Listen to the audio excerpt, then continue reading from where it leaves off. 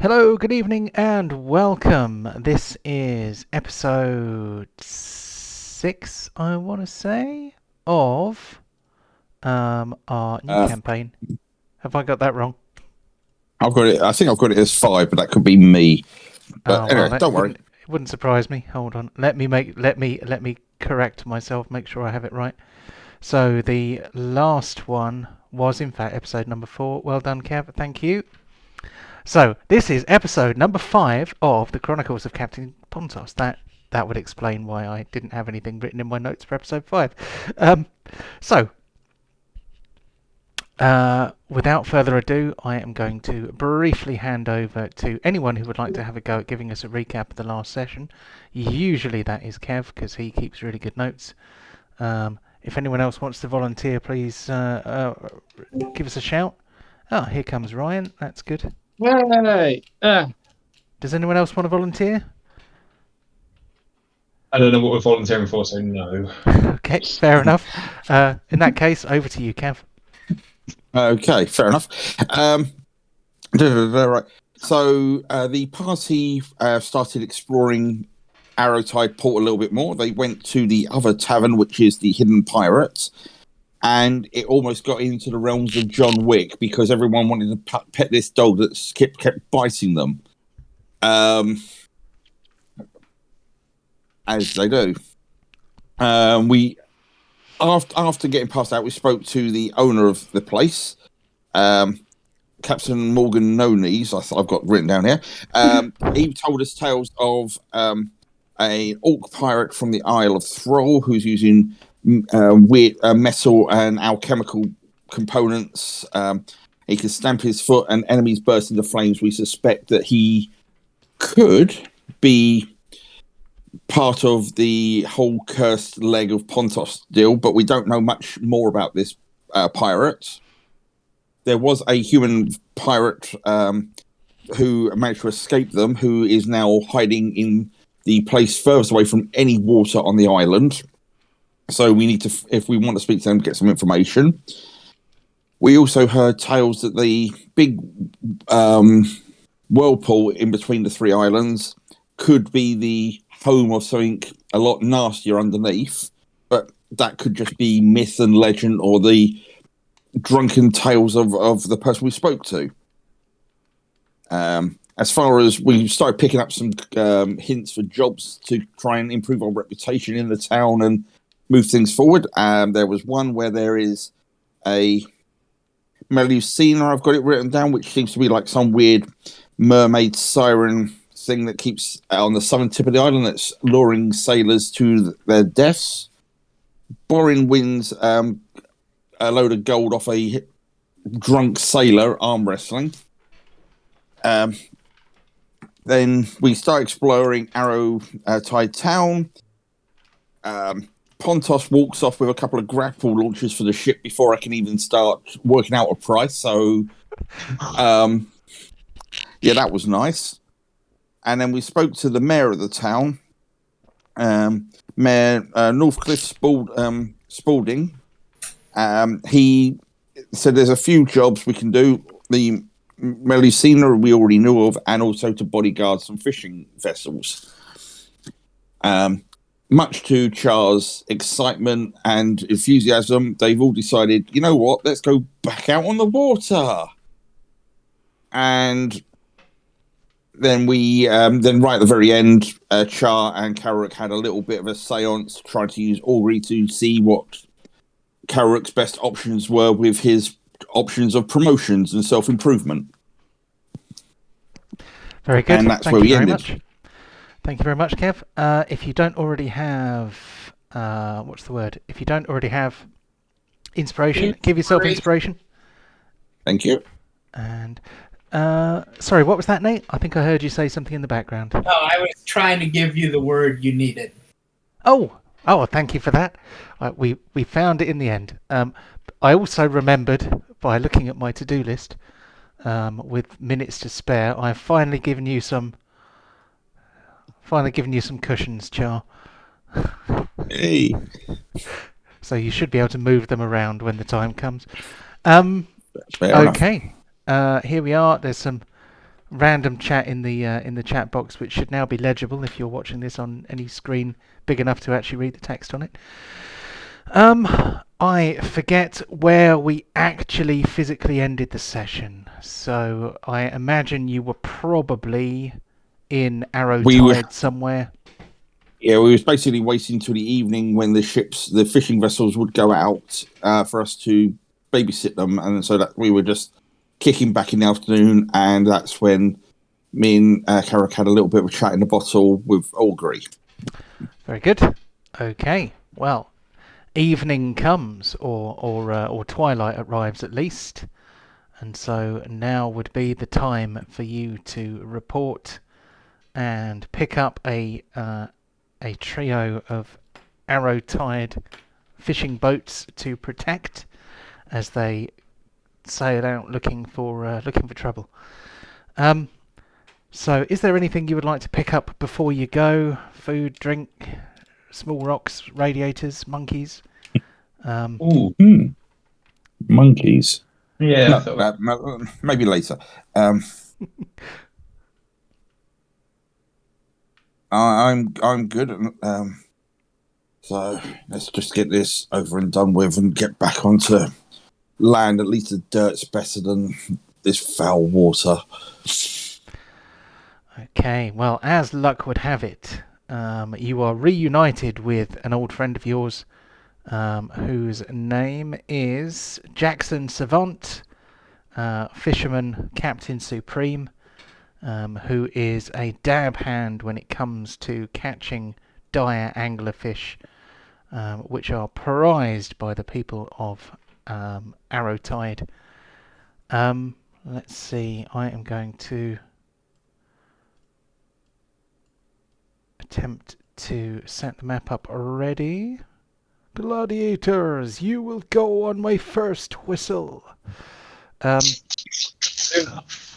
Oh, I've accidentally left the people that should have been on there over there. Okay, so something popped up.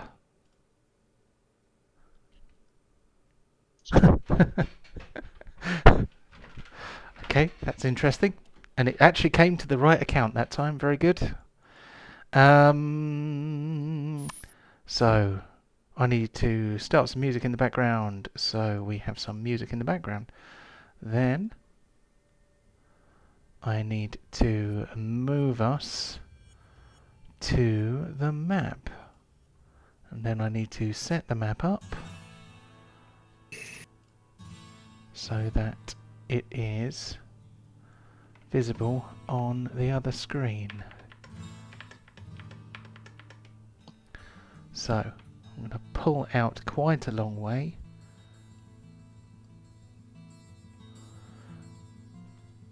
That's too far. I was trying to scroll then. It's all over the place. Okay, so I would love to put that right in the middle of the screen, but it doesn't seem to want to let me. Maybe I'll get a widescreen map next time. That'd be a good idea, wouldn't it? Because then it'll fit in the box. Right. Ideas you have after it's too late. So, hopefully you can all see some way. Can you see the boats to the north of your ship, the Conflagration? Yes. I can see a bit of one anyway. Cool. So let's make sure you've all got the right level of dark vision, because you should have at least, I think all of you have 60 feet. In the top left square of the box. I'm assuming you'll zoom in when it gets more relevant. Well, yes. When there is something to zoom in on. What I was hoping was that I could kind of show the whole sea area, but the problem is, because it's dark, you can't see a whole lot of it. What I could do with being able to see through the eyes of you guys, because that would give us a much better view. So I'm just going to very quickly give the well, if point it's of view. daytime, can you turn it off? The night vision off. It's nighttime. It's not daytime. Oh, it's nighttime. Okay. We were literally just talking about that. Well, I was just like, if you want to know how see everything when you could just wait until day? Okay. Yeah, but then you wouldn't be able to catch any anglerfish because they only come out at night. Okay, I didn't know that. I don't know about fish. This is literally the mission. Look after the boats in the dark. I literally just told you. You've been watching that. Jimmy Carr. Huh? Is he the one who goes? Ah, ha, ha, ha, ha, and he has that Yeah, funny literally just voice. I told can't you. do it. I can't do it. Yeah. All of the teeth. Really weird. How is Deep gathering crossbow bolts from nowhere? One of his many talents. Okay. The Lord moves in mysterious ways. Okay, so you have a trio of boats. I know what I'll do. As they move out towards the fishing waters where you are somewhat to the southeast of Issyk. And the dire anglerfish tend to swarm in these waters. Here we go. I'm going to put some Fairwick lanterns on these boats, and then you should be able to see them a bit better. Ah. Oh yeah. The problem is that the different lights kind of cover over each other, which kind of creates some weird effects. But hopefully you guys can see the strange violet light of the things. And he's back. Angry. that's a good start, isn't it? Ah. See, last time it only happened once. I've no idea why this is happening at all. I thought it might be something to do with OBS, but I don't know what it is. I haven't worked out what the problem is yet. Hopefully that won't keep happening, because I try really hard not to swear every time that happens.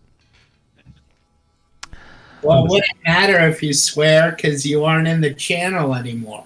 Oh, it's still recording me. It's you guys that are disappearing, not me. I'm still here. But yes, so 3 boats are ahead of you. They begin looking about to see whether they can see any of the sparkling lights which show that there are dire anglerfish about. One of them shouts over to you, "Do you see any?" No. No! Well, do you want me to do a perception or something? Yeah, have a go at a perception check if you like. See whether you can spot any of those things. Yeah, I mean, roll some dice. Oof.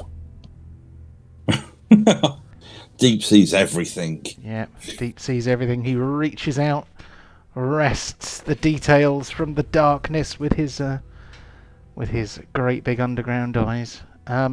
Deep sees dead people. Yeah, Deep makes dead people sometimes. To the southeast, you can see a number of patches where there are probably some. Yeah, somebody pinged there. That is a patch there. There could be a number. So they say, "Oh, very good. Well, we'll begin to head down towards them." And so they start to move. I'm more looking for ships rather than anglerfish. Okay.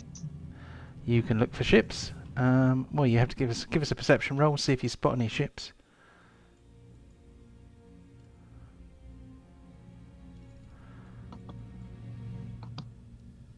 Oh, I don't want to change the shape of it. I just want to twist it around.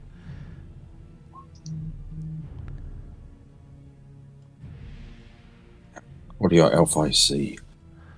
I'm a dwarf. What do my dwarf eyes see? Oops. I just wanted to move that one. That's okay. Oh, the people in the water. This is...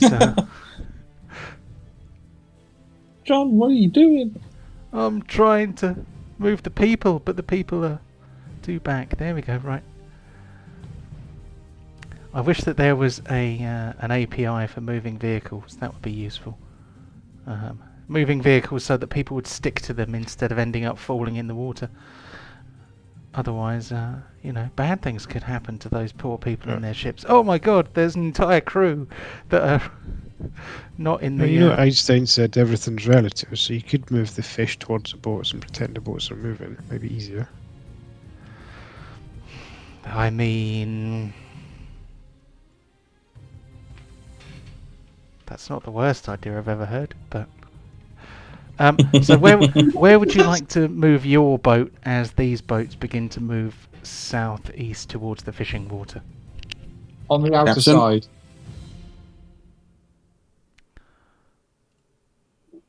We want to be on the east side of them because we know that there were no enemies behind us, so they would most likely come from the north, east, or south.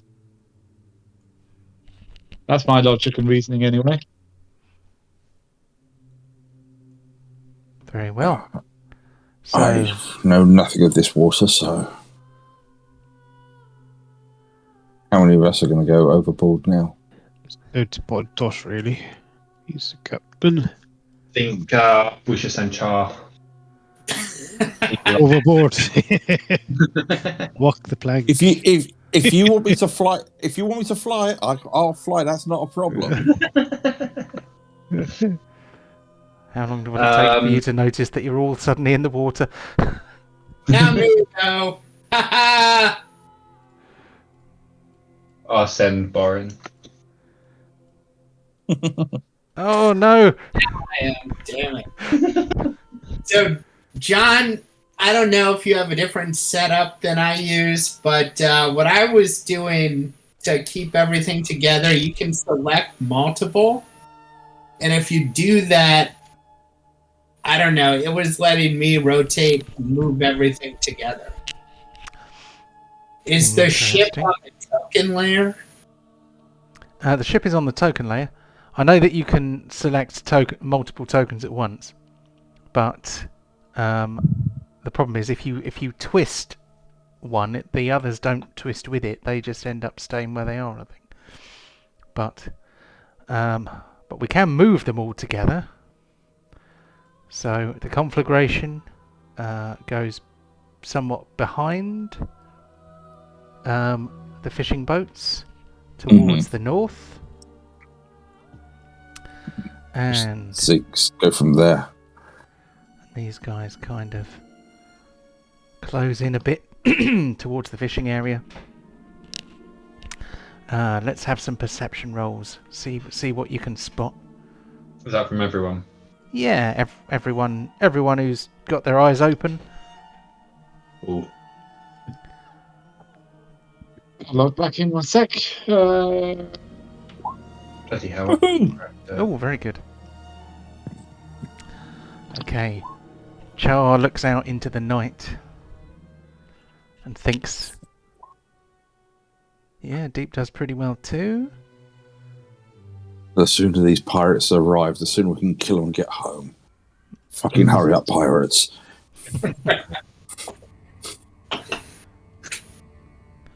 Oh, I don't believe it. It actually did exactly what you said it would do, Nate. You are a genius, a gentleman, and a scallop. Hell yeah.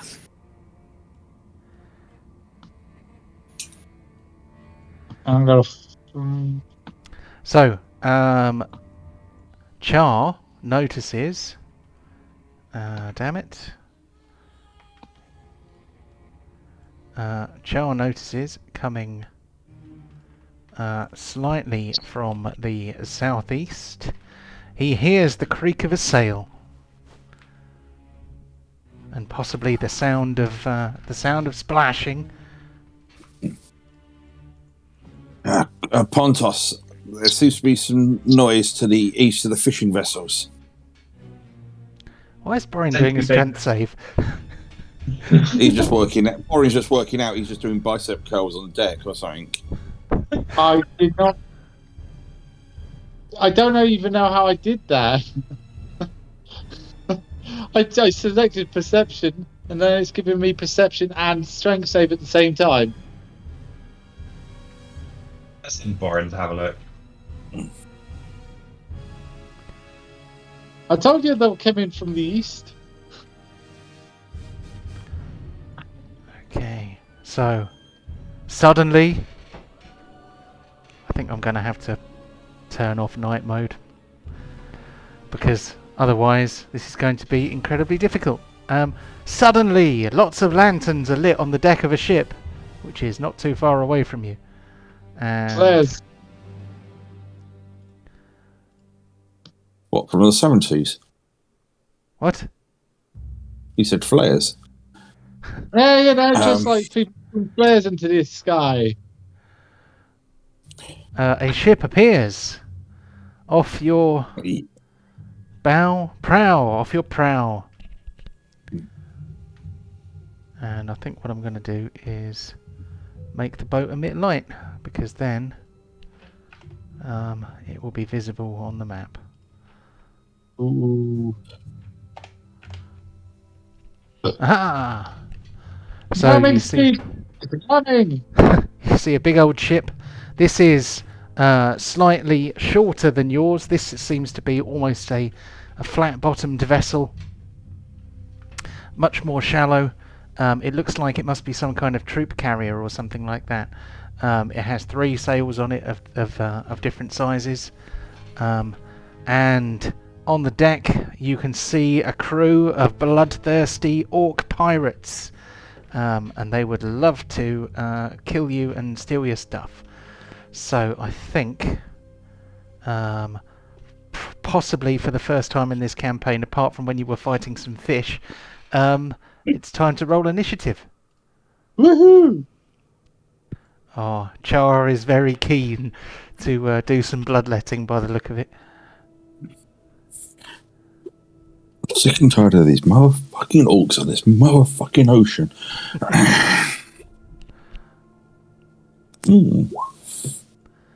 So I'm going to say Pontos is the captain of the ship.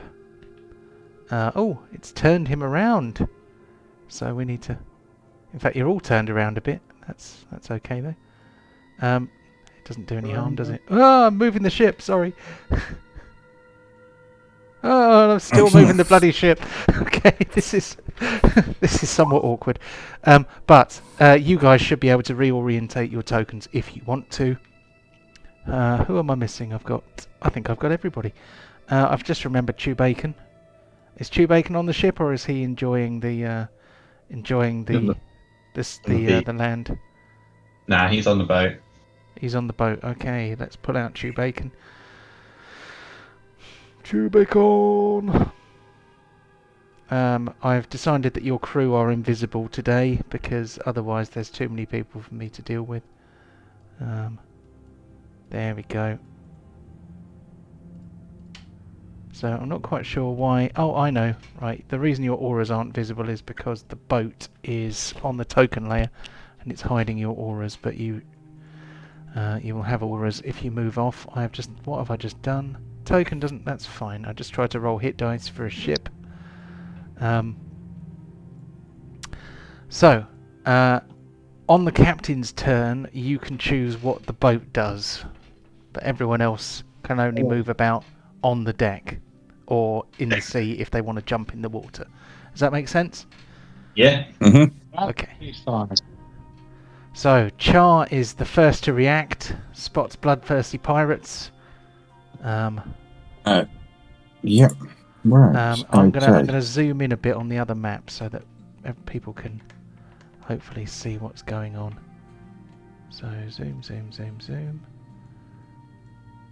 Zoom out a bit as well. There we go. So that should pretty much.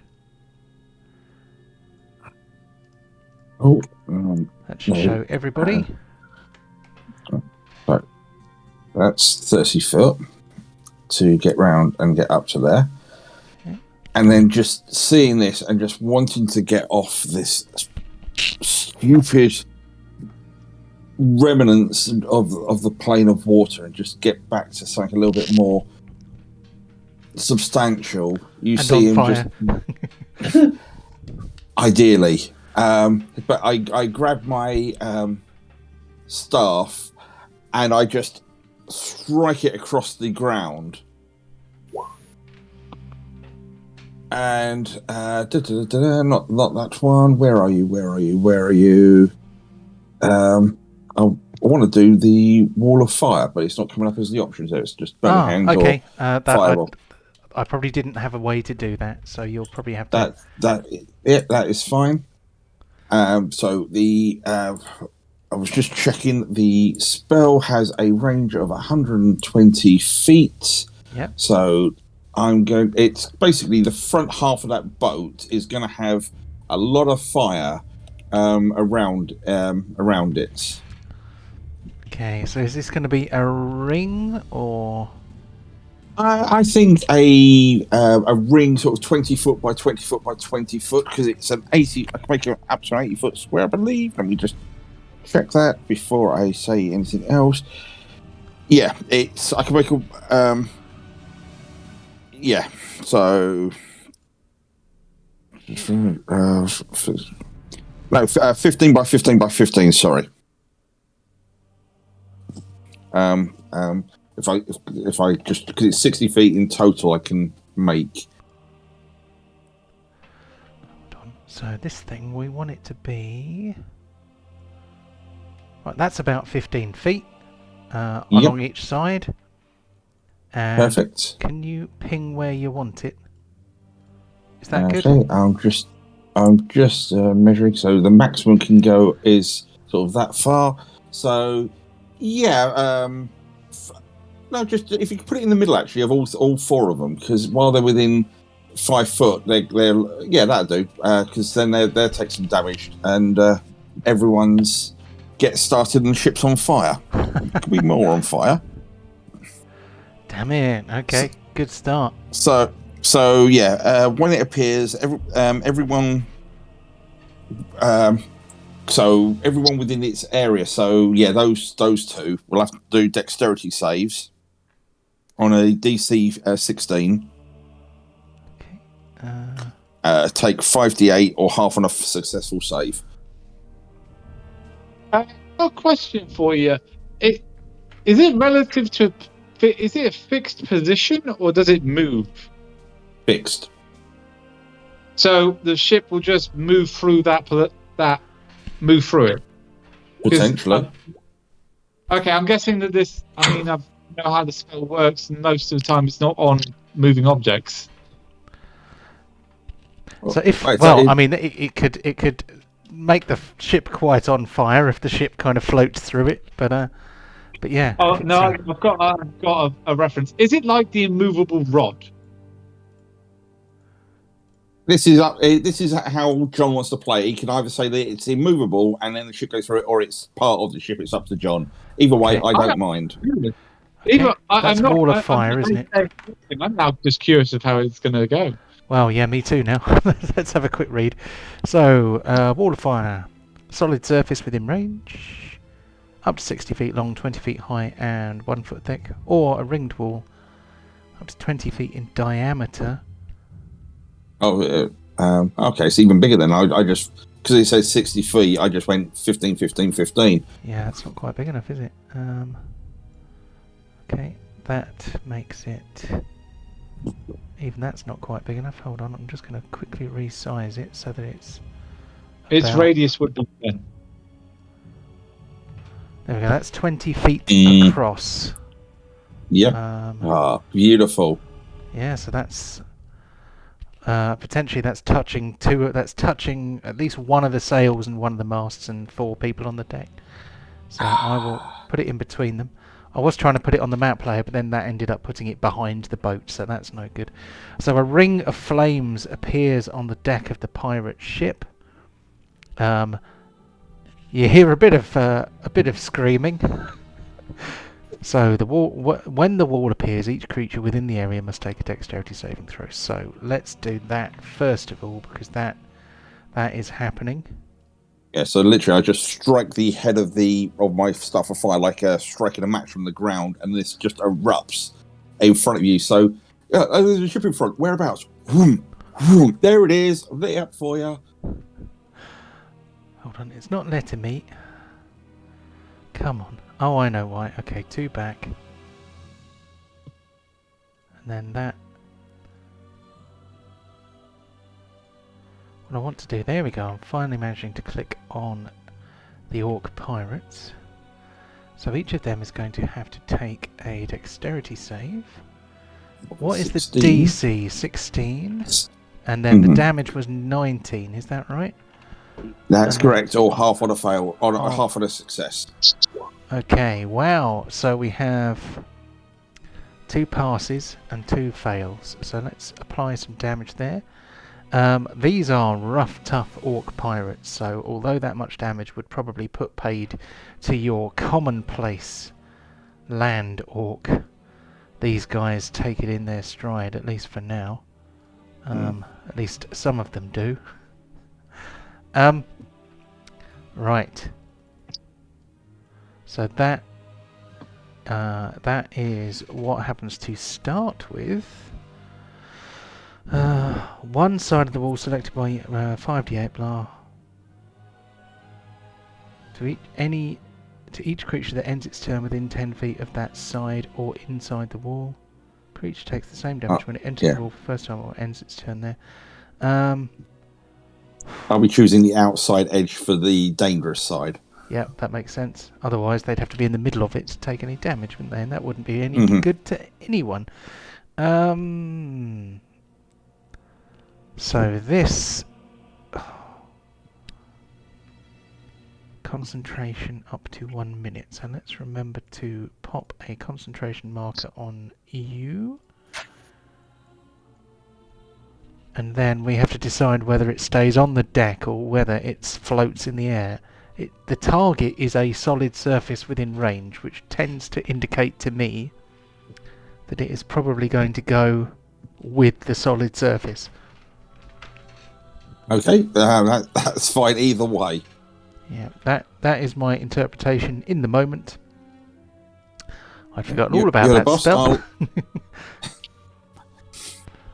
Right. Let's line them up. So, that was Char. Let's move on to Orc Pirate number 4, who is probably a little bit worried. So he has a couple of weapons, one of which is his trusty scimitar.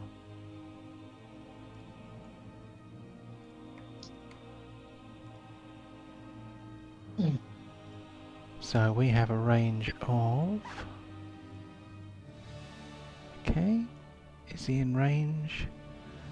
Maybe just... He's in range. Long range, but range nonetheless.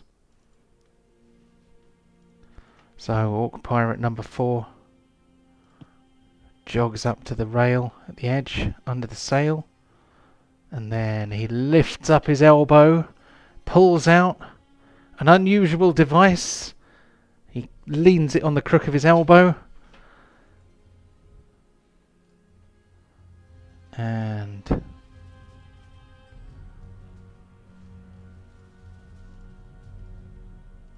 with disadvantage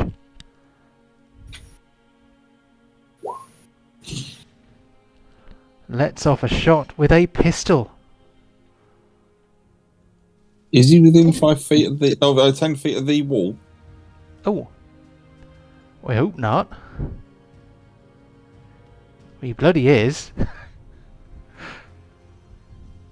Good, never mind. Hold on, I haven't actually put that on the squares, have I? So 5, 10. Yeah. Oh, you silly boy. He's walked right into it, he has. Right, we'll remember that next time, we will. Okay. No, the deck save is only when it first appears. After that, it is just is it automatic? If they pass through or end their turn within 10 feet, they get posty.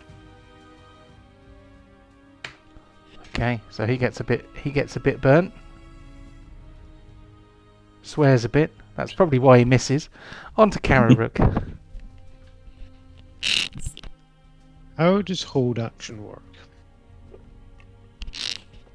So you prepare an action. So you decide what you want to do, Okay.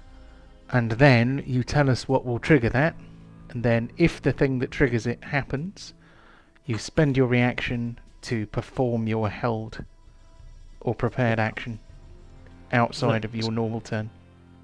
Can I hold an action, please? Can I hold a spell? Cast a spell. Let me ping it in chat so you can see. So I seem to think that you possibly... I've never seen that one before. That you possibly lose a spell if you prepare an action to cast a spell and then it doesn't go off. Yeah, you use the spell slot no matter what.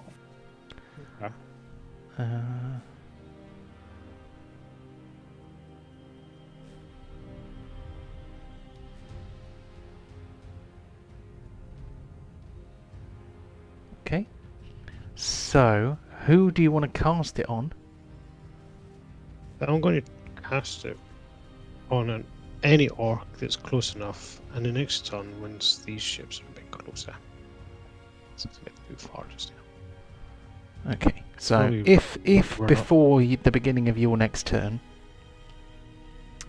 one of these guys comes within 90 feet, you will be able to use that spell on them. If they don't come into range within that period of time, it counts as having been cast anyway, because that's what happens when you prepare an action to cast a spell.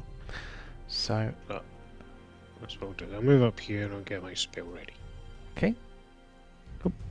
So this guy here This'll be is cool going if it to... works. Sorry? This will be cool if it works. Ah, we shall see. Right, this guy here is legging it out of the flames because he doesn't enjoy being on fire. He is going to pull out his weapon. I don't know whether he is going to be in range. Only just. He's just about in range, so he's going to pop off a little shot. Now, you guys are probably... your characters are probably... I mean, obviously, you folks are familiar with real-world firearms. But this is something that probably none of you have seen before. You've seen cannons. You've seen ship's cannon. But you have not seen handheld firearms before. So this is... He's hurt his finger. It was probably the wall of fire just decimated the gunpowder a little bit early, I think. Yeah, he needs to take a save or... Oh, he passes. He's okay. On to Pontos. So what is the boat doing? What's the boat gonna do? We are to shoot. We got cannons, right? No, the Presuming? cannon's got eaten by dire anglerfish. Oh, okay, but we can still launch people. You can Boarding still- action! You've, So you've got your grappling guns. I start to move the boat, so we start to appear alongside it. Okay, so you kind of want to go like that sort of thing. Yeah, I guess so. Okay. So how far can we go? I reckon you're probably going to be going at about walking speed. Just for the convenience. And then we'll do a bit of a turn. What the hell just happened? The Oh, enemy I ship- moved both boats. Okay. Moved everything. That's not what I meant to do. Let me try and just move you guys. Yeah. Oh no. Oh, this is a bloody nightmare. I'm gonna move the Arrowtide guys are down here. Except for the ones that fell in the water. Which is basically all of them. Right, don't worry about them. They're basically fine. They're having a high old time fighting dire anglerfish. This boat here moves this way, and then we're going to begin to move the whole thing again. Bollocks. Oh. There we go. Yar. And then I'll tell you what, 30 feet is not far enough for a whole big ship to move. So I think we'll move you forwards another 30 feet. There we go. And we'll accidentally move the other fucking ship. Ah! Other ship will be moving anyway, won't it? Just Well, yeah, the other towards you, not away from you. Fuck off! This is... How do you wish us to fuck off, oh lord? Let's see what happens if I put that on the map player. Okay, that's fine. That's basically fine. They've developed invisible ships. Oh. You see, the first time we did any kind of sea-based stuff, you just fought a giant crab and that was it. But, you know, this is much more advanced. Hey! There we go. I managed to move it without moving everything. I'm just going to quickly change the view here slightly. There we go. Let's zoom in a tiny bit so that we can see the ship-to-ship combat as it unfolds. So Pontos has moved the ship. Half the people have disappeared into oblivion. That's probably You because do I've have a accidentally. That's because I've accidentally put them on the map layer. You do have a number of targets now, Karuk. I do indeed. Did the pirate ship move as well? Not yet, because it moves on its captain's turn. Okay. Cool. So does my held action kick in now? Well, I will let you know as soon as I finish moving these guys onto the correct layer. No worries. And yeah, I think there we go. I managed to move everybody on the ship onto the map layer by mistake. Are these guys all in the right place now? So if somebody is within 90 feet of you, which they are by the look of it, hold on, let's do a measure. Okay, so you have a number of targets within range. But, oh yes, technically it's Pontus' turn, but your held action would be triggered. So, are you going to zap somebody? I'm going to take out. Give me a second to zoom in a little bit. I'm going to try and take. How far is this chap? So that one there. Yeah. Where are you going to put him? Yeah. Deep in the sea, way up here somewhere. Hold on, I'm pulling out. Give us a ping. Give me a second. Way up here somewhere. Okay. So you can put him into... So we run him over. Pardon? Target is teleported to an unoccupied space of your choice that you can see within range. The space must be on the surface or in a liquid that can support the target without the target having to squeeze. Okay. So this guy here ends up in the water over here. Oh, it's a con save. Oh, he gets a Con save. save's Okay. 15. I better give him a save.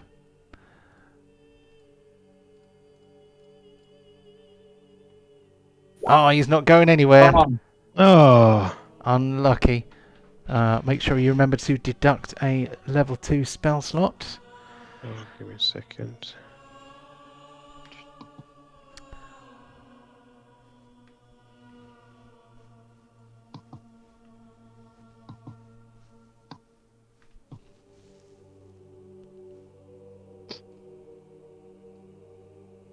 How do you take a spell slot off?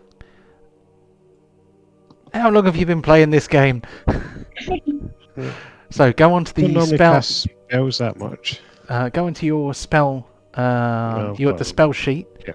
and then Okay, above your got level it. 2 spells, there will be a couple of numbers. One of them you will be able to Yeah. edit.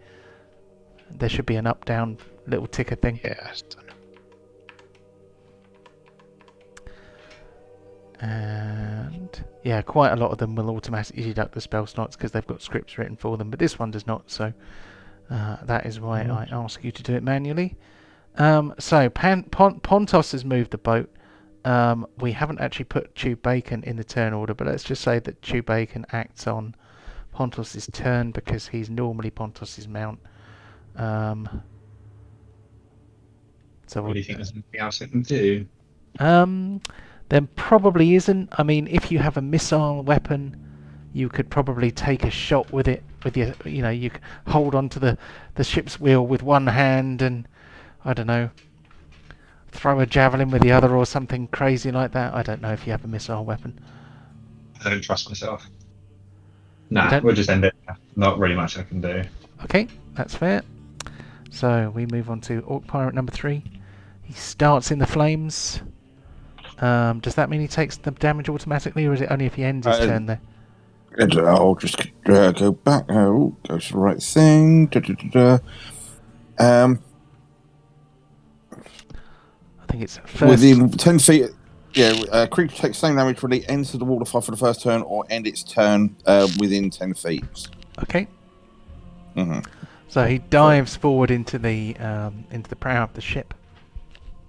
Mm-hmm. Just out of reach of the flames. If the measury thing is anything to go by, it's not. It's not. He's going to have to go further. He's going to have to stand on the prow of the ship, which he does with piratical prowess. He looks over, sees you two on the prow of your ship, and he kind of waves his scimitar at you, and then lets off a shot. Are you now within his normal range? You are. Well, one of you is. He's going to shoot at Char.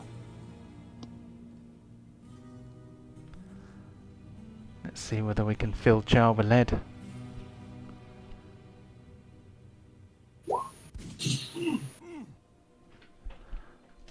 Char gets shot. So I'll just do a quick constitution test. Save.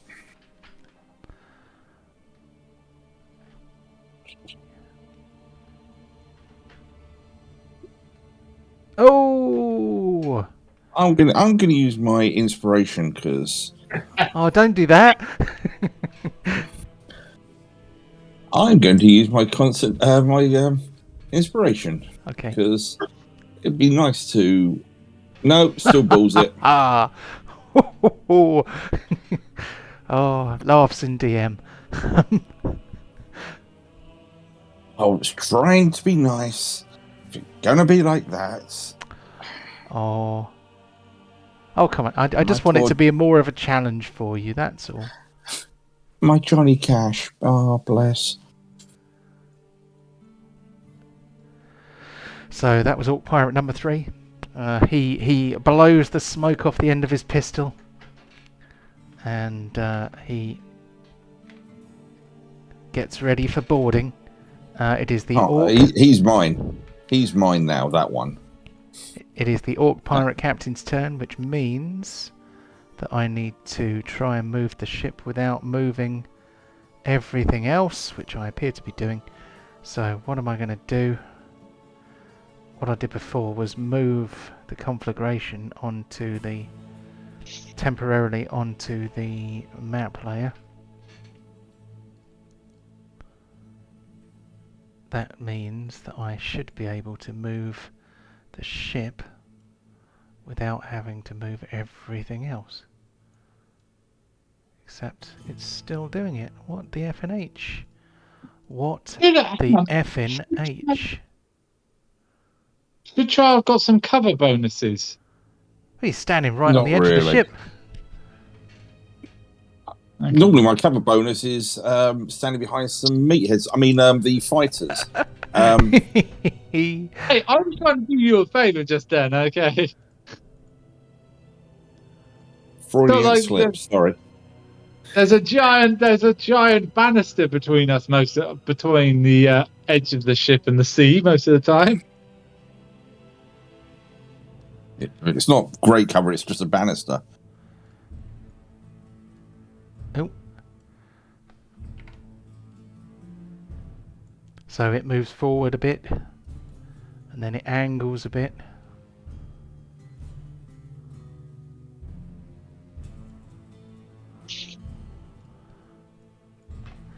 So who's boarding who is the question.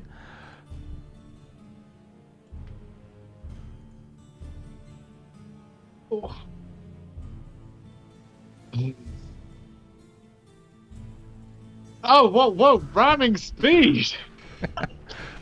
So everybody on the conflagration, can I have a what's the word? A dexterity save, please. Or you can use strength or you can use strength or dexterity, whichever is your best, because basically you can either, I don't know, leap about like a crazy fool, or you can just hold on.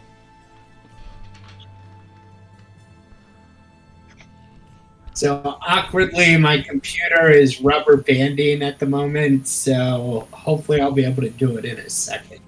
Okay, here we go. Rubber banding?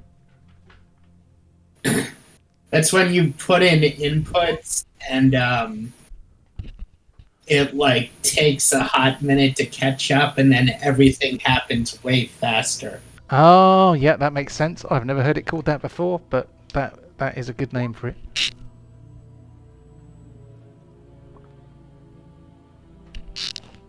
Okay. I didn't tell you what the DC was, did I? The DC was... Say that again? 19 and above. Yeah, the DC was 15, so anybody who rolled less than 15 is now prone. We're missing one. Is Char, Carrot, Pontos, Deep. Boring? Well, I'm just... Is everybody, or is this my hold action work? So a held action lasts for exactly 1 turn. Okay, my pre-planned action then. Okay, well, I say again. Okay, no. If you, Damn it. yeah, that I should probably have said before, but if you want to prepare an action, you have to re-prepare it every turn. Otherwise, okay.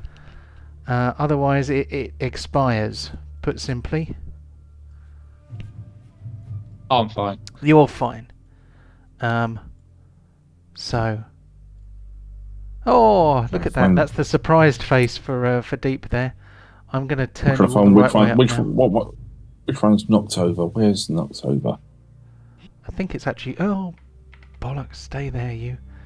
Well, zoom in a bit, and then you don't have to worry about moving it around. Yeah, I'm just trying to get everybody so that they're the right way up. Not that it really matters. It's just it annoys me because I'm like that. More evidence mounts of incipient. What's it mean when you've had something for ages and you didn't know? Ambient? No. Innate? No. Doesn't matter. Anyway. So, the Orc Pirate Captain crashed their boat into yours. I do not intend to count the hit points of boats today, but the boats are now side by side and hooked together to all intents and purposes. You can still try and move your boat, but the other boat will probably come with you. He is also... What's he got? He is also going to shoot his pistol like a crazy fool at people on the deck of the boat. So, if they're within 50 feet... 50... Oh, Charles within 50 feet. Okay. He's gonna... Well, if he's shooting at me, he'll be at disadvantage because I'm on my backside. On the floor. Okay.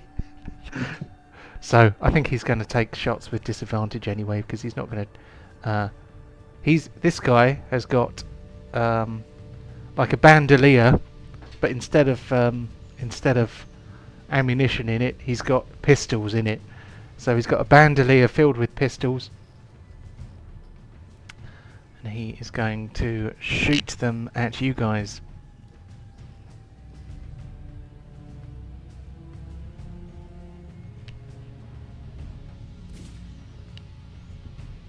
That's coming out really quietly for me. Can anyone else hear the sound effects? Yeah, I heard that one. Not at all, but I can't even hear the music. I'm not playing you any music. That'll be why then.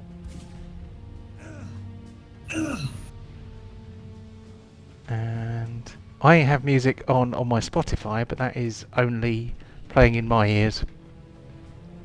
I think he's just going to shoot twice. Right, we move on to some pirates, which are now looking forward to a bit of a boarding action. So these guys are going to start legging it towards you. So that's 30 feet. This guy is aggressive, so he as a bonus action can move another 30 feet. And then as an action, as an action he could do that again, but for now he is just going to take a pot shot with his little pistol at Carrot. I think Carrot's going to get a little bit of cover because he's behind the mast. So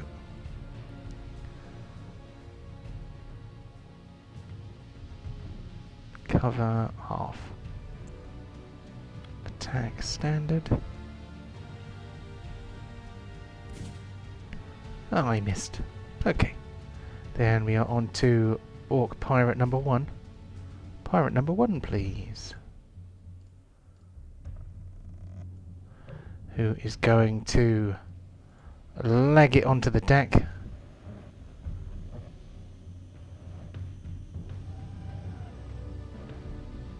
I am going to make him do an acrobatics check because he has just leapt.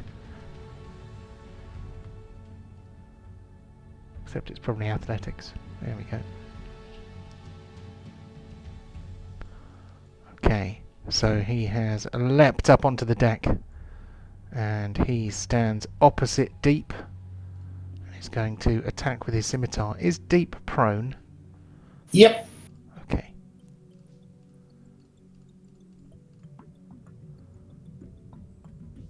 Ow! I can't believe he hit you. It's impossible to hit Deep.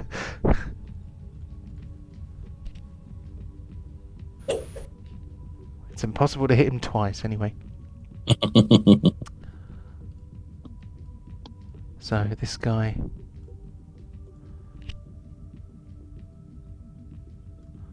also runs towards the boat. He is aggressive. And he is going to use his action to dash. He jumps onto the deck of the boat. We are going to give him a skill check of athletics. If he fails, he does not fail, he would have ended up prone on the deck. He doesn't have an action. This one here is going to try and leap up onto the forecastle. Oops, I'm moving the bloody boat. Don't want to move the boat. And we have to give him a skill check of athletics. Oh, okay, he tried to leap up onto the forecastle. He gets on, he just does not keep his feet, so he is prone. As a result of being prone, I'm going to say that he forfeits the rest of his turn. We are now on to Borin, who is on the prow of the ship. Pirates have boarded. Okay, what's Frenchie pinging me right now? Oh, that is an interesting thing. So, Frenchie kind of says to you in a subliminal text message, "Ah, hello there, Borin." He's just become Scottish. Hello there. No, he's just become Russian. What do French people sound like? Bonjour, Monsieur Perrin. These Orc Pirates, with these Orc Pirates, you are really spoiling us. These are chaotic evils. They are not the kind of evil that we crave. However, that does not mean you cannot slash their heads off. Yes? Okay. Okay. I'm gonna change things up then. Knowing that they are what I need to kill, I am gonna go for using a hand axe and a pickaxe in this fight. In each hand, I am not proficient in two-handed weapons, so my bonus action, if I choose to use it as a third attack, doesn't have my proficiency bonus. I think you still have your proficiency bonus to hit, but you don't have your ability modifier with your offhand with your weapon, damage. yeah. Okay. And what was my other thought? I keep meaning to bring up your shield. So your shield, I think you have to activate it to make it do stuff. It doesn't do it on its own, does it? I'm just going to very quickly check this. Whilst holding this shield, you can speak its command word as a bonus action to cause it to animate. Think of a command word. It can be anything you like. You don't even have to say it out loud, but shield leaps into the air and hovers in your space to protect you as if you were wielding it, keeping your hands free. It remains animated for 1 minute, so that is 10 rounds. So we have been treating you as if you have the shield floating around you all the time. What we should have been doing is getting you to actually switch it on and remembering that it will become inactive after 10 rounds. So if you have a long fight, it might stop protecting you. So in future, I'm going to get you to tell me that you are animating your shield. If not, your armor class will be reduced by 3. Understood. Cool. I always perceived it as more like an energy shield. So like now obviously this is my interpretation of how it works. It's not a physical shield that flies around. It's a magical shield that just comes into being when you do it. So That's I'm fine. just kind of That's fine. I'm just kind of boom with my wrist and it on a band and it just comes flying out. Okay, that is absolutely fine. You can put your spin on it, but mechanically, it needs to work as written. So mechanically, it will work that way. But if you want that shield to appear like a hologram that floats around or something, and then disappears after 10 rounds, that's fine. But yes. Okay, well, I'm a bit disappointed when I. Oh, hang on, why am I still pinging? I'm on the arrow. Select move. There we go. Yes. Okay. Oh, I see why it's doing that. Okay. So, having been a bit disappointed that my first opponent is this bloodied, slightly thin orc that has stumbled onto onto the ship, I just die and just like 2 axes to it. Actually, no. We'll put 1 hand axe in him first.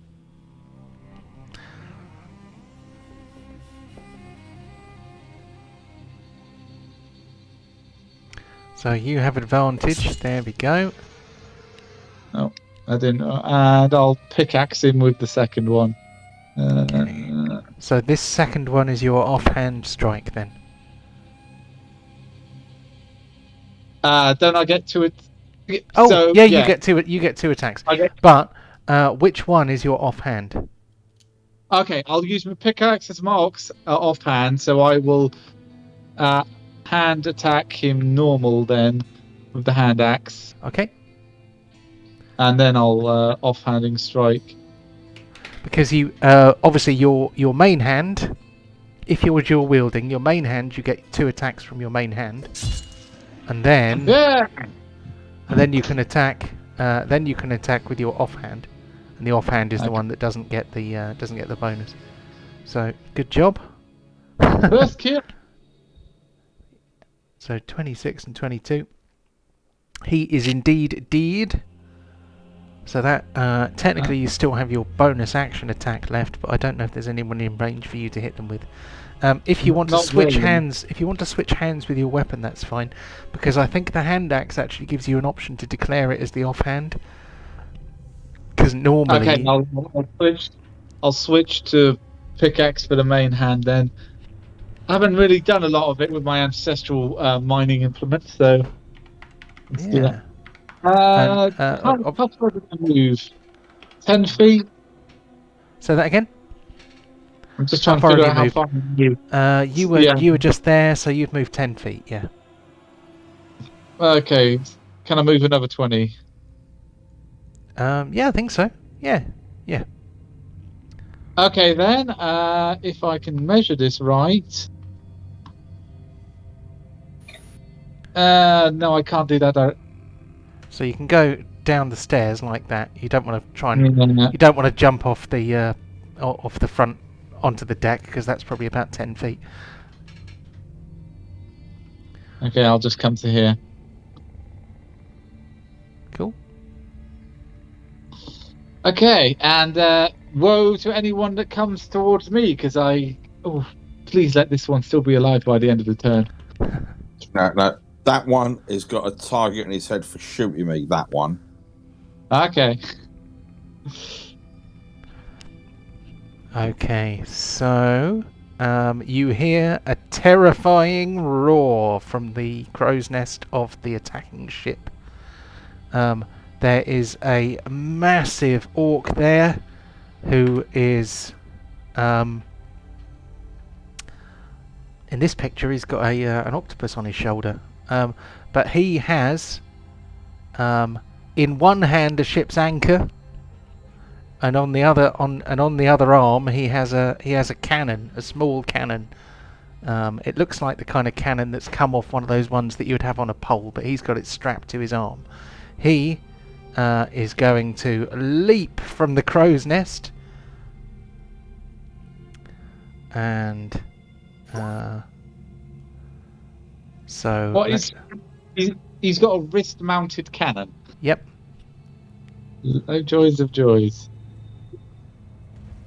Oh, could we zoom in a bit? We're still a bit out. Yeah, the ships are closer together now, so we'll bring it right in. There we go. So he jumps off. He takes some falling damage from falling off the that's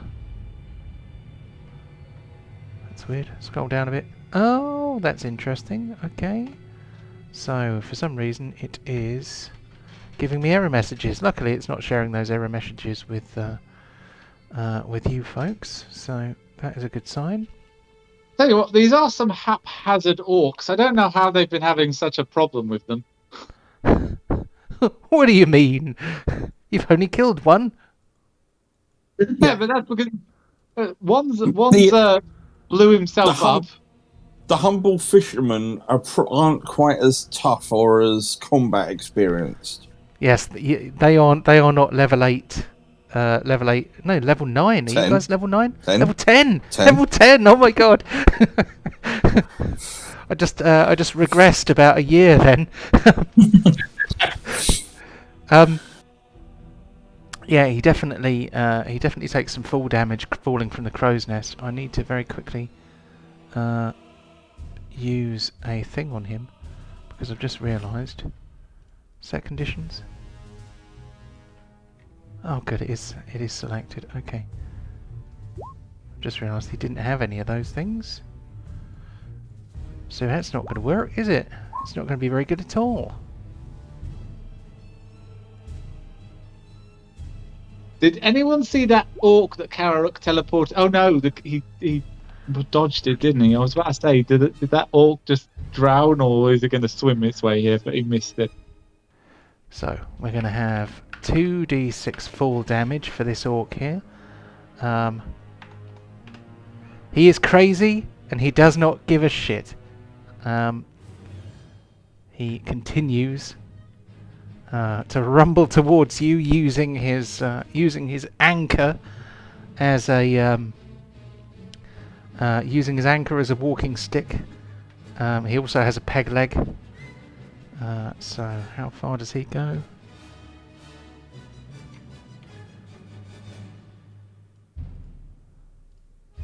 Right, okay, he goes that far.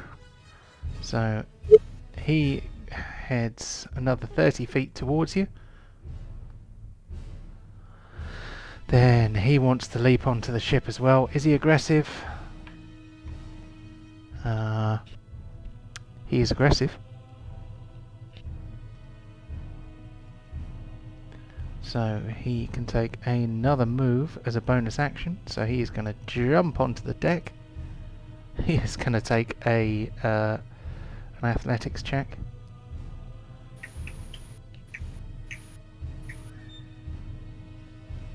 Oh, okay. Well, that wasn't the best ever. So That was this one. I know. I I never know. actually saw. No. I never got to see the expanded version of him. Oh, okay. There we go. Oh, there we go.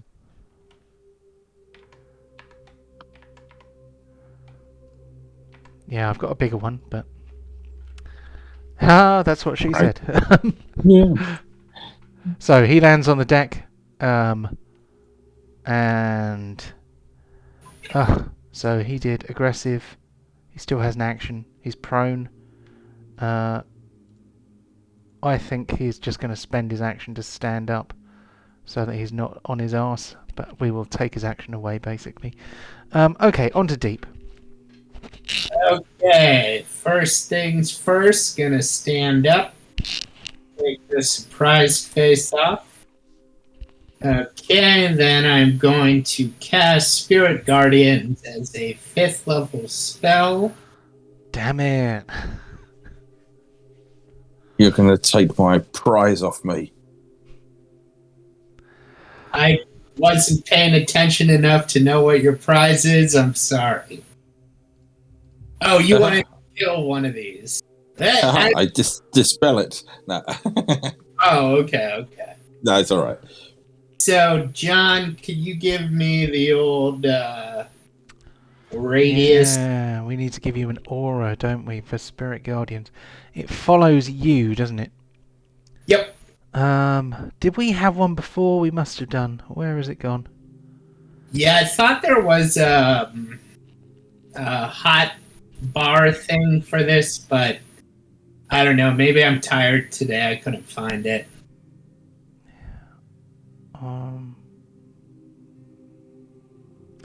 This is the new game, isn't it? Because I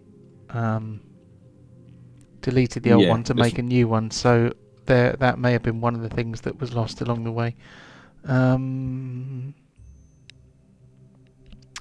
Okay, I'm going to very quickly knock one up, so to speak. So we want spell templates. No, that's not it. I want one we can actually see through. I've definitely got one, I just don't know where I've filed it. Okay, we'll upload a new one, and if I accidentally duplicate it, then so be it. So, Am I within 15? Oh, yeah, I am. I'm within 15 feet of the big bad. So, yeah, so he's going to get some too. and let's see. Work out what I did with the thing. So, well, when the first round of damage from this thing happens, we'll take the damage that's already appeared in the chat, because it's helpfully given us that. Objects, vehicles and furniture. There we go. Spirit Guardians. Hold on. If I just type the name Spirit Guardians, it will probably appear if it's in there. If I type it in the wrong thing, in the right thing. It is there. Thank the FNH. And then we make it the I hope he lives long enough.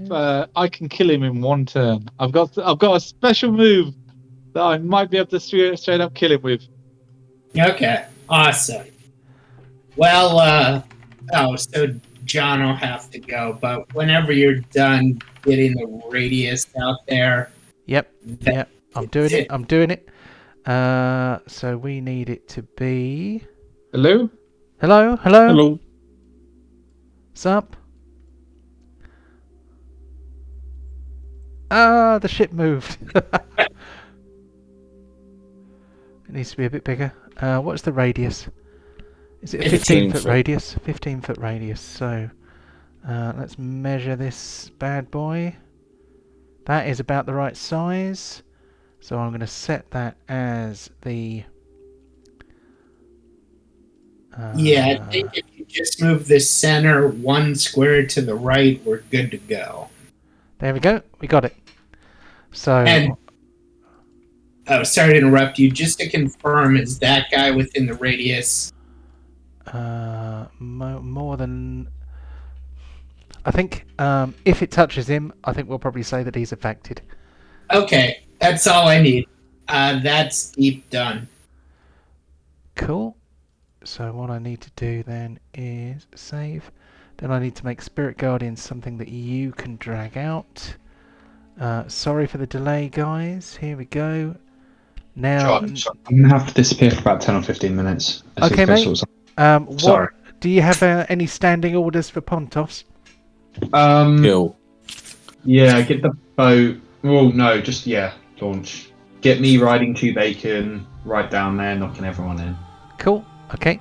We're near the break anyway, so you probably won't miss too much. No worries. I'll see you in a sec. Cool. See you in a bit. Okay, so I have... Sorry, at length, I have got Spirit Guardians on there. Nate should be able to pull that out whenever he wants in future. So, we have 1, 2, 3, 4 people who are in range. They all are going to have to take a DC 17. Ow! And I think I might regret this, but the damage roll is actually not right because I cast it at 5th level. So it's actually 25. the higher cast is actually in there. So that 6 is the extra damage. So that was 2d8. That's a 4 and a 2. I gotcha. 22. So 22. Yep. So damage 22. We're going to do a group check. That is a wisdom save. Damn it. These guys are quite tough, but they're not very wise. Oh, I'm sorry to interrupt you. They don't have to roll until their turn. Thank you. I will not do the roll right now then. Oh, good to know. Okay. So, that was Deep's turn. We have one more pirate and then we have finished the first round of combat. So at that point we'll have a little break. Deep has done Spirit Guardian. Spirit Guardian affects them on the beginning of their turn, is that right? Yep. Yep. Okay. So we're going to move to Orc Pirate number 7, who is on the other boat. He is going to rush forward to get into trouble, because that's what these boys live for. That is 30 feet. And then he is going to try and jump onto the deck of the ship. Will he be able to see the Spirit Guardians thing? Yeah, it looks like dwarven spirits flying through the air. Okay, he doesn't fancy that too much, so he's going to try and... I don't know, he's going to try and jump over Borin's head. If that fails, I will give Borin an attack of opportunity against him. So he is going to try and leap straight over Borin's head and land behind him so he can smack him. If he fails a DC 15 athletics check, then you're going to get an attack of opportunity. He fails. Okay. So Borin, give us an attack of opportunity against Orc Pirate number 7 with your pickaxe, if that's in your leading hand. Yes, if I can find it. It was definitely in there before. It may have been. I may have got rid of it due to excessive lack of use. No. It's just a war pick. Do you want it as a standard attack or? It will be a standard attack. Is a war pick a single-handed weapon? It's okay. It's a miss.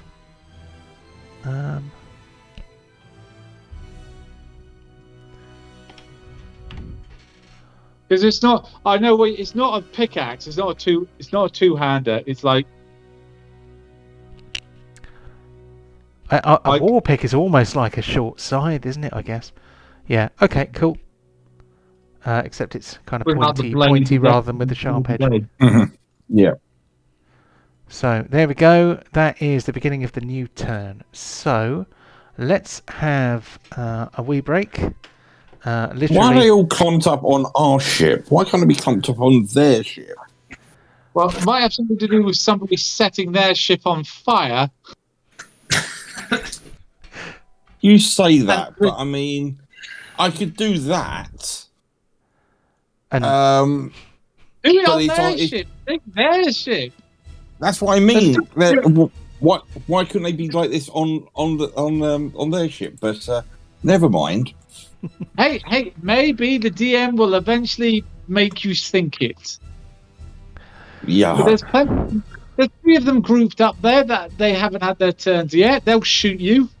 Well, they've all had their turn. We're back to the start, and I can't seem to delete that's this why I'm saying tribal now. they're going to eventually shoot you. there we go. And now I'm going to be moving next turn. But anyway, that's in 10 minutes' time, so we'll Yep. worry about that later. All right. Catch you guys in 10. Hit and pause. There we go. Are we recording again? Yes, we are recording again. Welcome back to part 2. We find ourselves mid-battle. Let's hope this thing on the stream deck works. Maybe I'm pushing the wrong button. There we go. Oh, it always does that. Never mind. Not to worry. OBS has had some updates recently. More than ever before. And a couple of weeks ago I despaired of getting it working properly ever again, but now it's now it all seems to be working just fine, and we have a perfect view there as long as the ships don't move anywhere.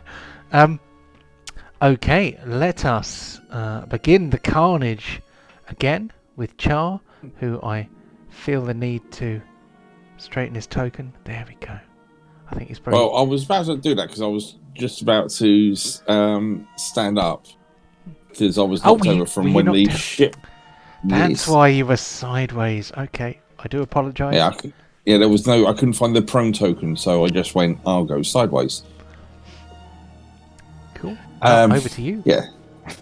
Okay, so yeah, after sort of getting that sort of winging shot from that Orc Pirate, and then getting knocked to the ground as the ship's smashed into each other, I'm just picking myself up, shaking. It's like, right, who's that? The petty part of me really wants to take this guy out, but I can see he's in a position where he's not probably going to last much longer anyway, and there are more important threats. Just being sensible, I so want to kill him, but there are more important threats. But yes, I know. Fuck it. Right, that's it. He's going down. Okay, I'll just put my hand out, and I just single-minded now. He is getting some love. Come on, I'm shooting you. Yeah, standard, and we'll make this a hot shot because screw you. And it's thinking. No target was found. Oh, there you go. Oh, I heard Okay. something that time. Yeah, it was showing up on this thing as no target for a while. You're but I getting don't some know error messages. Yeah, Oh, sorry about that. no problems. But I missed it after it thought about it for a while. Aha! And then, right after that, I am going to move back over there. Right. Someone, right. Borin, Pontos, have fun with them. And I'll step back and just watch the carnage. Cool. Okay. A quite badly injured pirate here runs up the edge of the ship His own ship, that is. Hold on, let's put him back there, and then I'll get him to go to the right place. There we go. He runs about 15 feet to there. And then he's like, right, I'm jumping over. I'm going to do it. And he tries to jump over onto the forecastle. He is going to attempt an athletics check. We're looking for more than 15. He's done it. He's eaten the entire menu. He lands on the deck of the ship. Whether he lands right next to Char or not is beside the point, because he has plenty of movement to get to you either way. He rushes up, brandishing his scimitar, which shines in its razor sharpness. And he is going to try and give you a little bit of stabbery. Well, slashery, if not stabbery.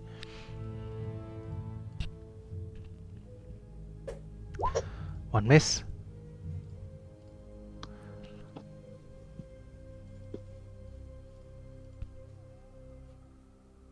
Two misses.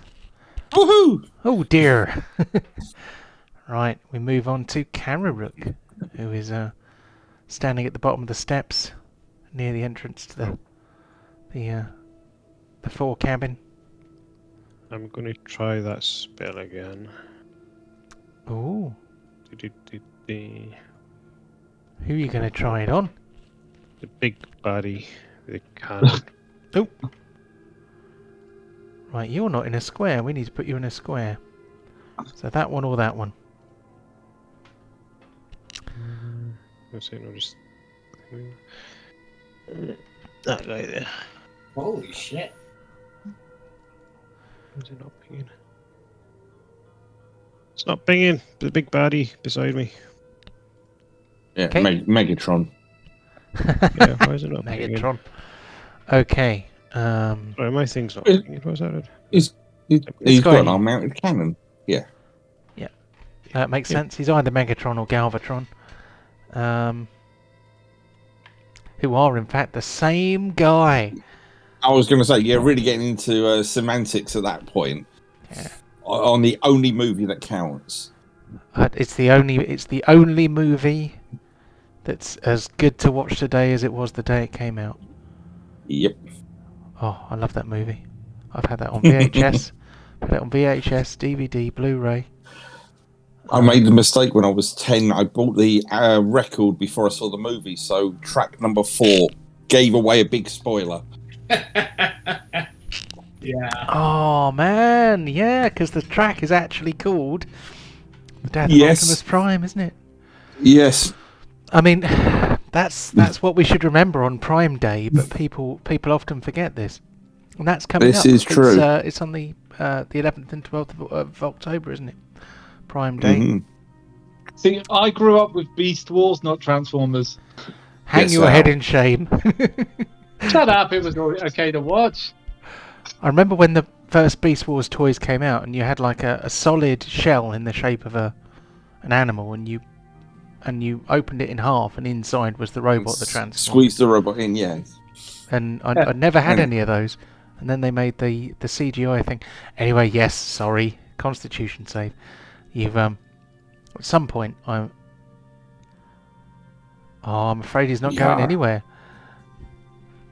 So that was an action. You still have a bonus action, and you have a movement action, if you wish. Yeah. Yeah, I'm going to run up the sails and hide. You can spider climb. Yes, you may run up I the can. sails. Okay, so you can either stand on top of the sails, or you can, stand on top of the mast. Well, the mast is probably slightly taller, but I'm going to say you can get pretty high up anyway. Let's Yeah. give you a height marker. What's Need your a- movement rate? Is it 30 or 40? Or is it 25? 35, I think. 35, yeah. 35. We'll call it 40. Just for fun. So, do you want to stand on top of here? Or do you want to stand on top of here? Or... So, can he there-ish and... Oh, can I go there? That's between squares. Oh, can he... Yeah, I'll be on the sort of beam, I guess. Trying Yeah. to hide out of the way and sort of disappear. So I will put you in the middle. There we go. Okay. Can you, Stealth. if you are hiding, give us a stealth roll. Oh, hold on. So, did you disengage? Well, I wasn't engaged. I wasn't by. If you were standing here, you were engaged. I was over there. Well, you were between two squares, which is why I said pick a square, this one or this one.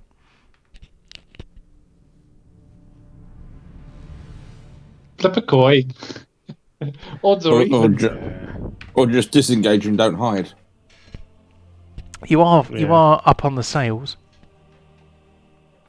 Well, that's fine. I'll just be up there and not. And then everyone's going to shoot at me now. No, that's fine. I'll do that. They're probably to more be worried fair- about the people next to them. Yeah. I would also try and question how exactly you hide whilst your background is a giant white canvas. There's a big wooden beam with loads of rope. I'm sure I can make something out. But I'm running up the sails anyway. Cool. You So- run up the sails. We move on to Orc Pirate number 8, who is going to run along, jump onto the deck. We're going to give him an athletics check to see whether he does it, either with aplomb or embarrassing his ancestors. He does all right. He lands. He keeps running. He is standing under the sail, not on top of it. Obviously, the map is only on one level. He is going to try to attack Borin with his scimitar. And here's one. And here Okay, is... my Damn my it. reaction will be a riposte. Okay, go ahead. And since these guys bleed, we now get to. How many blood counters can I get? We'll find out soon. Oh! Damn. None. None. No nuns. None. In the words of one of my favourite TV characters. Although that is probably too obscure a reference for many. Oh, he did try. He tried so very hard. I believe you can only riposte once, though. No, I can only riposte once. Okay, we move on to Pontos. We didn't have to do anything with you while you were away because your turn did not come up because we had the break. So, do go ahead and do whatsoever you wish. To mount Chewbacon will cost you half your movement, but as soon as you're on Chewbacon, you've got Chewbacon's movement.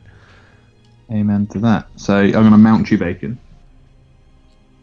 Miss. Will this be the first time you get to try Chewbacon's new sparky armor? Yeah. Yeah, it's little tusk things, isn't it? Don't think we've used them. No, I don't think we have.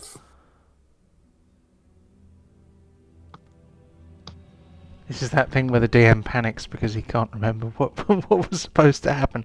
They were +1. They became +1 weapons, didn't they? Yeah. With like lightning damage or something. Yes. Electric tusk +1, 2d4 lightning damage on charge. Okay. I obviously completely forgot all about that. Okay. 2d4. Right. Thank you for writing that down. I'm going to give you inspiration again for that.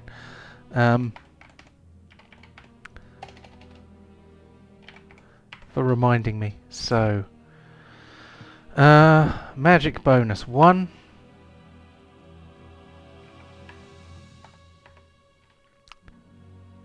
.2d4 lightning damage on a 2d4 charge. Lightning damage on a charge. Only on a charge. Okay. So, I have put that on the character sheet. I'm just going to quickly test it. There we go. So, what I will do is add that into his proper Tusk attack. The power card. For now, we can add or ignore the lightning damage depending on whether or not he charges. Okay. How nimble are you, Deep? How nimble are you feeling? Not nimble. Don't do it. Or do whatever you want. One. Do Go. it. I've got Indomitable. Go for it. Go for me. I don't even see where you are. No, I need Oh to no, get. hang on, no. Char, fireball me. Char, fireball me. Right, I'm gonna. Why? Don't ask, just do it. Fireball. Hammer in the anvil here. Why Look do I at how want to? Why do I want to try and damage our boat? Oh, okay. Yeah, if I damage our boat, then I might go in the water. No. Very good sticking to your characters. I'm gonna just normal attack with 2 bacon because it's obviously not a charge. Yeah, you need to get a line, didn't you? Didn't you? Don't you? I can speak proper English. I can. You want to let us speak proper English like what I do? Ugh.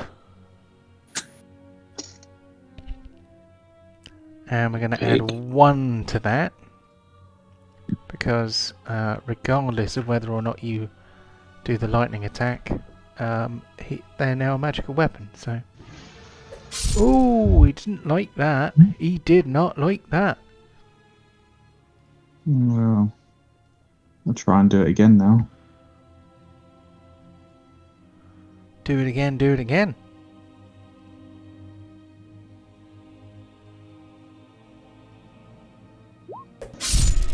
Bloody hell. I don't think I've got any movement left to fist anyone either.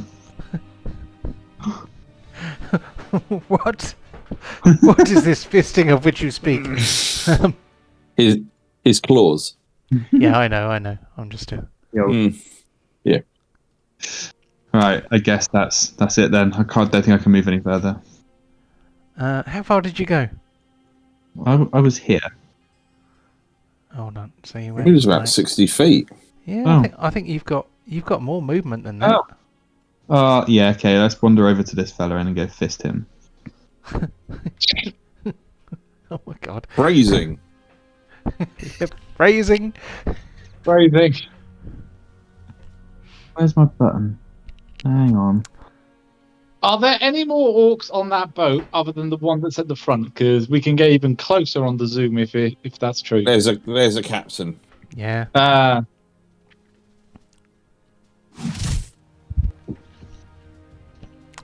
Oh, ignore the error Good messages for turn. now. You know, I could have sworn I gave him a blood type, so I don't know why it's saying you ain't got one. Hold on. We're going to fix that. I'm going to fix it right now, because I'm not having it.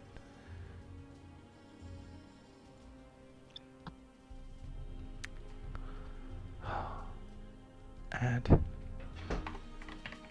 blood type. And we'll call it blood, because that's what it is. Okay. So, you scratched the Orc Pirate Champion. And do you know what he can do as a reaction? He can hit you right back. So, where do you scratch him? Across the back? Across the face? Where'd you get him? Let's go for across the face. Okay, you scratch him across the face. He looks up at you, and his eyes are like, you know, they're glazed. He looks like he's in some kind of weird frenzy, and he picks up his melee weapon, which is basically a ship's anchor, a rusty ship's anchor, and he swings it straight at you.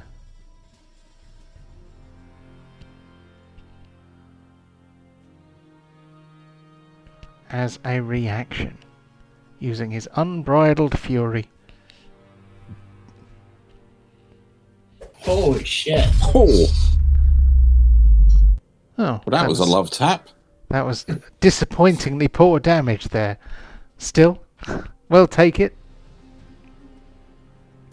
Anything else from Disappointingly Pontos? low. He rolls 2 8s. Wow. He averages out 4. Yeah, that was average. That was average. So, yeah, he got 2 8s and a 1 and a 2. Okay, I think that's probably it for Pontos, isn't it? Yeah. Okay, we move on to Orc Pirate number 3, who now has to take some kind of save, I think, for the Spirit Guardians. That is going to be a DC 17 Wisdom save. Yep. Here we go. He Haha, fails. So, do you want to roll the damage anew, or shall we take the damage off your original roll? It's fun to roll dice. Cool. So that's going to be loads of d8s. 17. So this guy is torn to pieces by little naked dwarf cherubs. There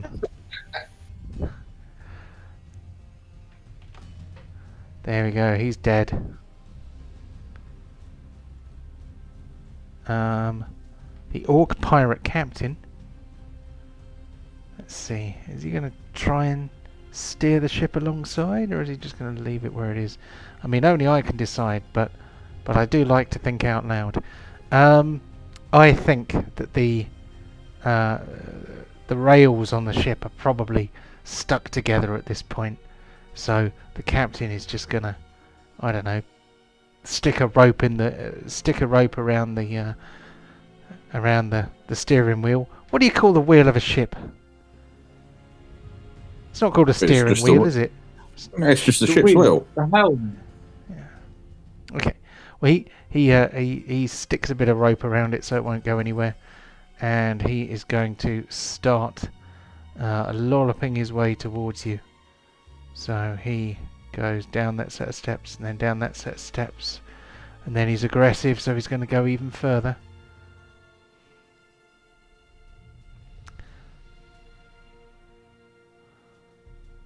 He's going to stand here, and he's going to look for somebody to shoot with his many pistols. And who has he got? He can see Borin. He's going to see if he can fill Borin full of lead. Oh, what's that quote? Shoot him in the back. No, I think is it Blazing Saddles or something? What is it? If you're gonna shoot, don't talk. Well, okay. Oh, that might be in it. I don't know. That's the good, the bad, and the ugly. Okay, here's one for Borin. It's a miss. Here's one for Deep.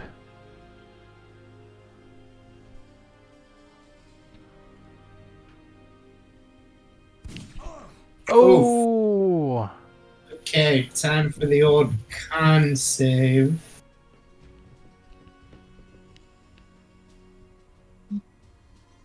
Oh, damn it! Ching! You were fast on that one. Both that was I was that's been waiting both of for it. us. Oh. And here's another one for Borin. Just 'cause. Pew, pew, pew.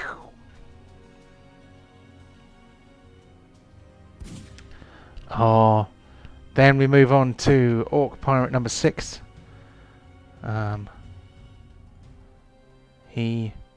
I don't know, they're just like, let's get in there, lads. So he is going to try and jump on the boat next to Borin. He's going to do an athletics check. Oh, he's fine. So he lands. He is going to try and slash Borin with his scimitar with advantage.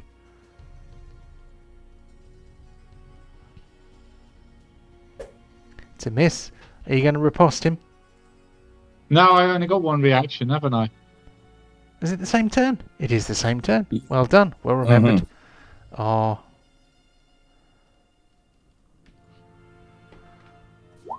There we go. Then we move on to Orc Pirate number 1, who is going to attempt to attack deep with his scimitar.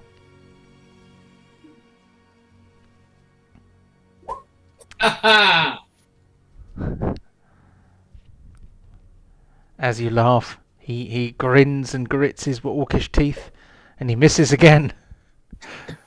That guy's dead, so he doesn't get a turn. And that guy's dead, so he doesn't get a turn. So now it's Borin's turn. Okay, so first things first. Hand axe. No, don't. Hand axe this guy.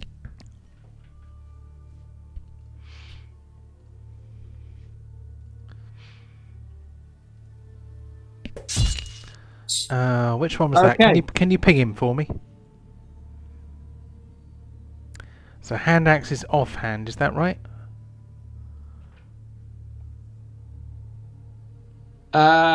Yes. Okay. So I'm giving him 4 hit points back because the offhand doesn't get the strength bonus. That's fine. Okay. So that was Right, your that was a bonus action. Yeah. So this one has to have bleeding. True. Okay, we are going to give him blood 1. Okay. Now on to my war picks. Now I can actually declare if I'm going to make a slashing attack after I. Oh, actually, no. I am going to do 2 standard attacks to. Hang on. To this one here above me. That one. Okay.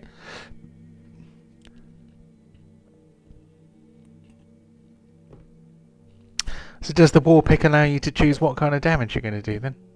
No, it's just straight up piercing. But if I wanted to use my sweeping attack. Oh, okay. That was a hand axe. That should have been a war pick, shouldn't it?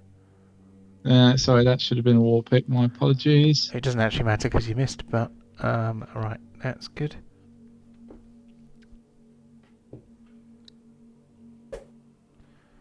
Unfortunate. Okay. Okay, and then I'm going to use action surge. Very well.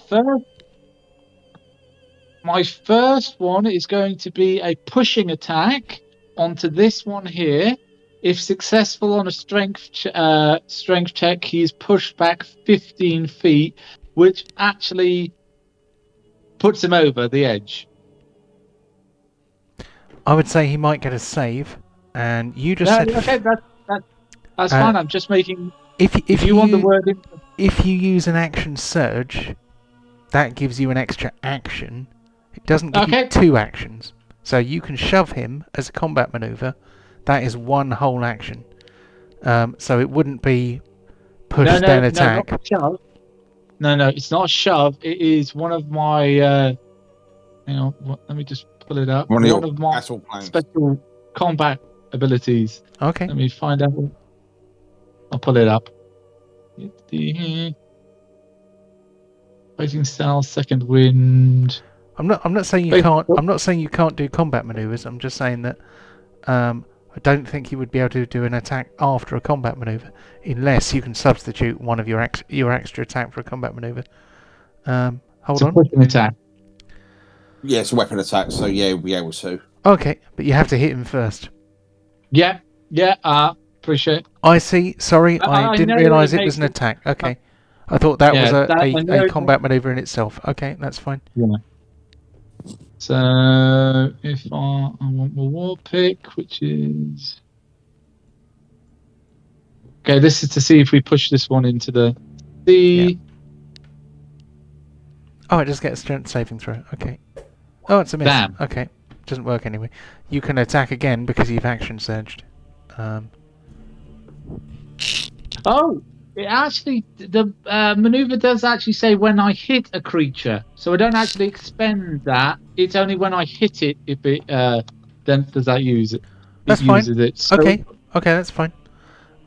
So it doesn't cost you a superiority die. And you unless you it's still have the other attack left from your action surge. Yeah. So you could try and do it this time instead. There we go. That's a hit. Now it does the. Okay, so Okay, he and I gets add- a strength save. Strength saving throw. It doesn't actually say what the DC is. The DC will be 8 plus your. Now I've got the DC somewhere. Hang on, rewritten down. Yep. Let's find it. Oh, Probably be the proficiency plus strength, I would guess. yeah. It'll be 8 plus proficiency plus strength bonus, won't it? Which is going to be 8 plus. It's strength bonus is 4. Proficiency bonus is 4. So Plus 16. 16. Yeah, I think he's passed it. He held on. He got 21. Okay, and he takes an additional D10 damage.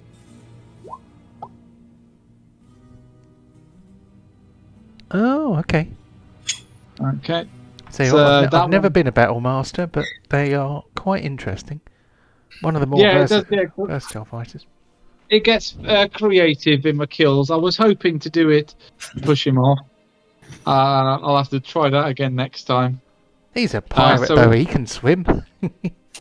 So it's one bleeding to this one. Oh, yes, quite right. Okay. Well, the original plan was to do it with the guy that was holding the giant anchor, but these guys got in my way. True. Speaking of which, okay. Giant anchor guy is only in melee with one person, so he is going to swing his anchor at Pontos. He gets to do one attack with his anchor and one attack with his cannon. So he smacked Pontos with his cannon, and with his anchor. Now he's going to point his cannon at. There's 3 people there. I'm going to roll a d3. Who's he going to point it at? 1, 2, 3. He is going to point that at Borin. So, Okay. Oh, great. so he's like this guy is Hang crazy. on, I'm in the middle. How did I become free? Well, 1, 2, 3. Left to right. Remember, Borin, deep is always number 1. What about Charles? Charles on the other side of the deck. Oh, okay. Carrick's on the top of the sail. I didn't include myself in that count. I was like, oh, okay, hang on. So that would have been Charles Pont. So I didn't even think I was in the loop. Okay. Well, thank God. Oh, he missed. On to deep. Okay. So, as I understand it, I can stand in somebody's square, an ally square, as long as I get out of it within the same turn. Yes, and it counts as difficult terrain. Okay. So I'm going to go there, and then I am going to shoot a lightning bolt southeast. Oh, I see what you mean. Okay. Alright. Yeah, you can do that. As long as you don't stay in that square, then you can do that. Okay. Oh, I do get 24. Okay. Very good. Sorry, what were you going to say? I do get an attack of opportunity from this gentleman. Very honest of you. So he attempts to give you a little tickle with his scimitar. He succeeds. But even so, he cuts you in the back as you run away. But you manage to zap. Unless you want to hit Borin, you don't hit Borin. Sorry. It's me being a... I mean, I think deep down we all want to hit Borin, but Oh, Why the hate? Why the hate? so that is... Oh, that's 2 passes, 1 fail. So that's going to be definitely some damage done. These guys have been doing really good on their saving throws tonight. Oh, Orc Pirate number 8, he's dead. I'll tell you what, I'm going to move the dead ones out into the sea. Get in the sea. Get in the sea, where Liz Truss should be. Out in the sea. Get in the sea. No politics here. Get in the sea. Get in the sea or get in the bin. Anyway. Right. Good job. So you still have some movement left. Unless you are planning to mount Chew Bacon. Then... now I'm rubber banding. Could you move D 5 feet south? Sure thing. There we go. Okay. And I assume using the lightning rod counts as casting a spell.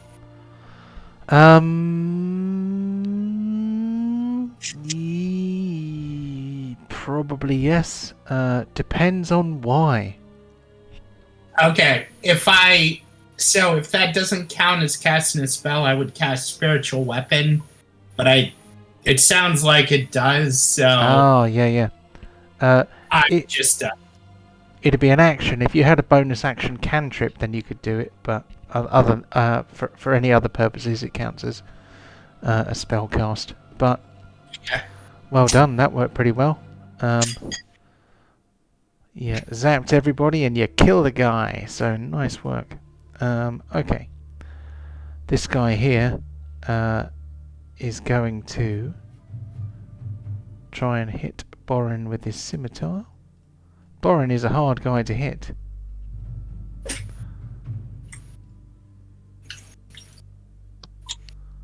And riposte. Very well.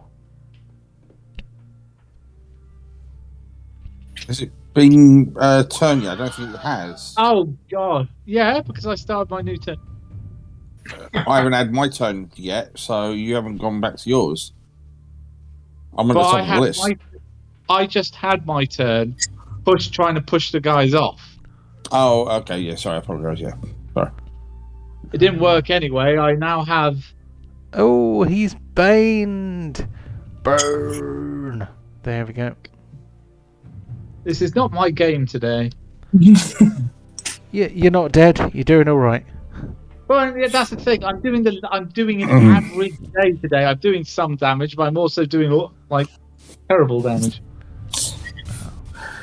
And well, hopefully, as this guy came towards me swinging, I'm just going to sort of put my fingers just under his jaw and try and do a blast. What the hell was that for? I heard that. What did you do? He had his second attack against you, and he fumbled, so he's now confused. For God's sake. Okay. Now we're on to the beginning of round 3. On to Char.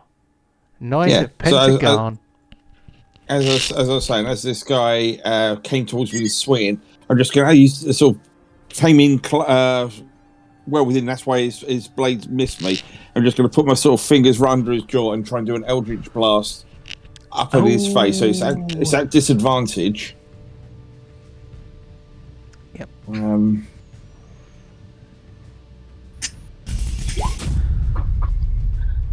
And I'll try that one again. But yeah, I was just trying to, if I was be lucky to take him out, and then I could actually shoot someone else at the same time. But you could shoot Kararuk off the top of the sails. I thought he would be more hurt than that, but alas, not to be. And then I'm just going to move around a little bit, so I'm not quite as boxed in, and that'll be my turn. I thought he was more hurt than that, so shit. He's quite hurt. He certainly looks more hurt than he did. Unfortunately for you, it's his turn. So he is going to try and get you with his scimitar. These orcs are just terrible. man. Okay, so They're that is getting fumble of the week. No, this could be this. It potentially could be death from the grave. yeah, he may kill himself. That is going to be 1d6 plus 3. 5. He is pretty badly hurt. Oh, damn it. He's. Mate, I'm not sure what his scimitar bounced off, but he swung to try and hit you. The scimitar bounced off and he stabbed himself with it. He is going to try again. That's why I sidestepped. And just imagine if he was to do the same thing again, that would be just my luck. No, he just misses the second time. Okay. Woo! Now we move on to Kararuk, who is cowering at the top of the sail. I mean, bravely standing at the top of the sail. Yeah. Yeah.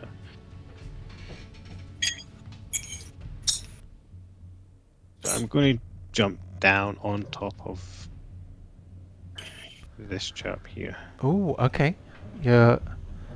You will share the fall damage with him. I'm going to somersault down and land on him, Okay, rather than just falling on him. fine. Okay, give us an acrobatics roll. More skills. Oh, that's the first one. It is.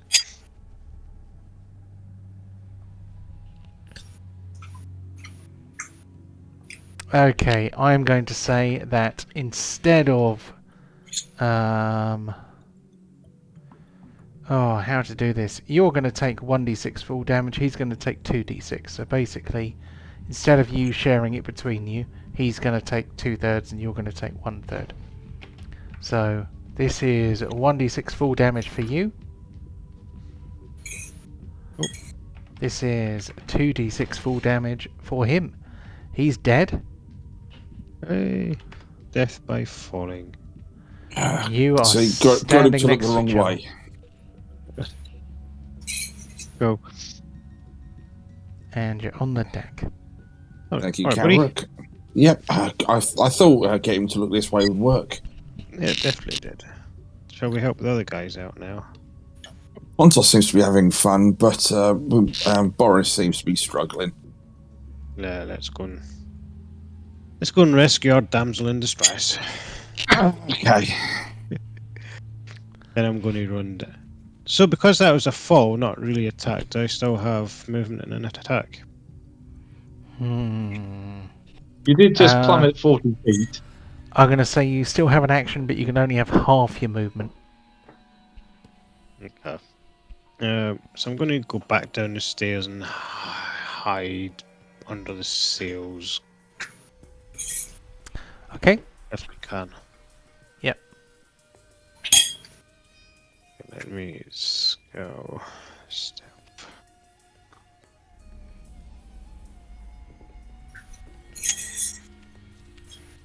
Go. 16. That will hide you from a lot of things. I think that probably hides you from the not particularly acute eyes of orcs. I think that's probably it for Kararuk. So let's move on to Pontos.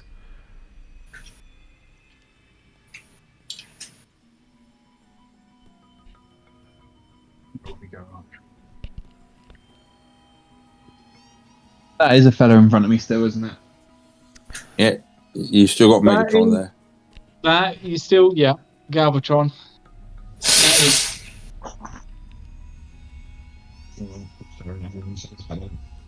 Mental breakdown. Okay. Right.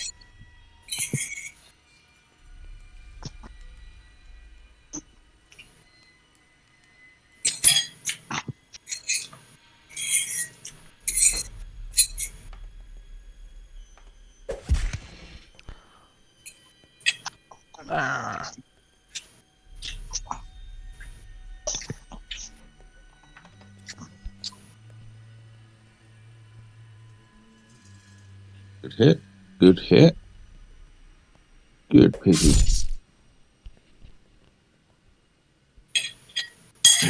Oh, wait a minute. Okay.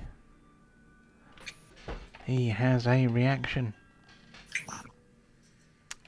I am going to randomly decide which one he reacts to. He reacts to the pig. So he is going to hit the pig with the anchor. Oh my That'll god. make Pontos angry. I have never ever seen...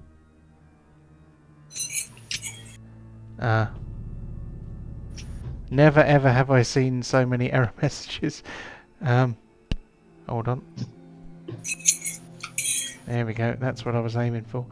I was just about to do the attack on the ship instead of the pig, and if you could see my screen, it's literally filled my chat with error messages.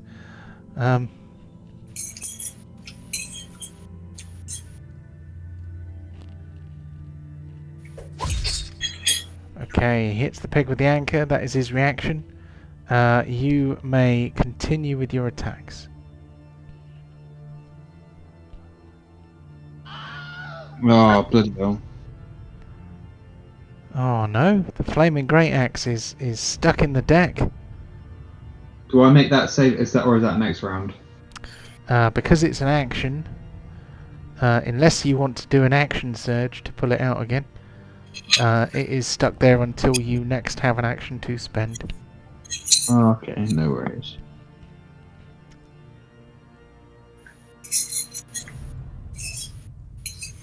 But you can still do your bonus action attack. There we go. Oh, That'll be it. okay. But he needs to lose +1 for Q Bacon as well. Oh, I took an extra point of damage off him because of Chew Bacon's attack. Well, you already did that, so don't worry. It's all good. The Orc Pirate Captain, the last person aboard the Orc ship, leaps aboard. He attempts to do an athletics check. Doesn't do a particularly good job, so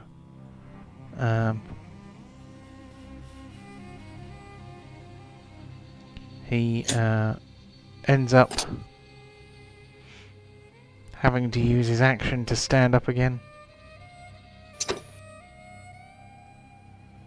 So he doesn't get an attack, but he's standing in front of Char, looking at him in a menacing way. He looks a bit like this.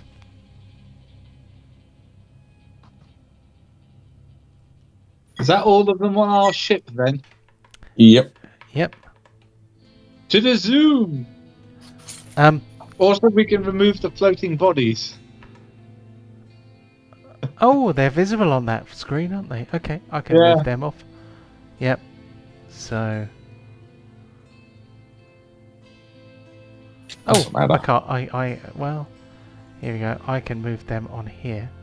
I can't move them on the other screen. Just zoom in onto the ship and then you won't be able to notice. Well, you we can won't see do it. that, but you can only do one screen at a time. Okay. Hold on, Miladu.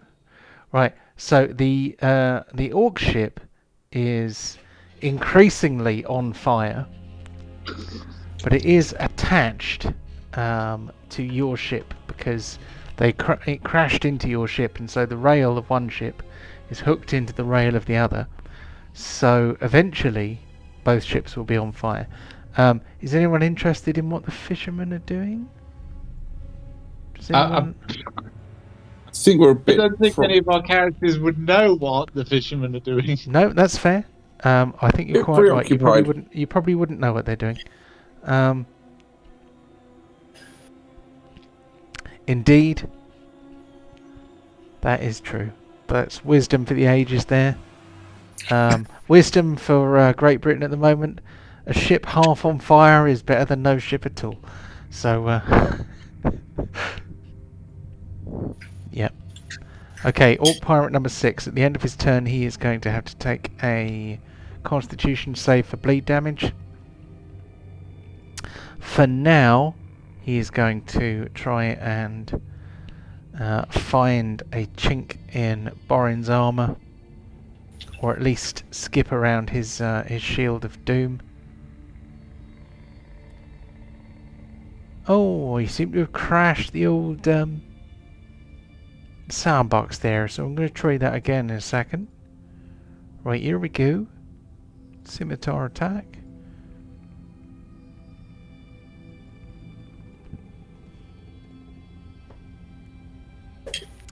Right, you missed the first time. You can try again. He's a very determined lad. He got a 20 and he didn't hit. I mean, poor boy. They're just bouncing off of me today. Yeah, you do have a floating shield thingy and all that. This guy here is going to duck behind Deep. And he's going to try and see what he can do for Deep there. But he nearly forgot he's got advantage because he's moved up there deliberately so that he can try and gank you is the word they use on these ships. He's going to try and gank you to death. Oof. Oh blimey! Oh blimey! He got you there.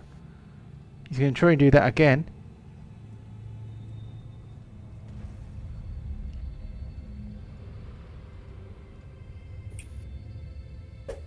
Oh, we missed. Right. On to Master Borin.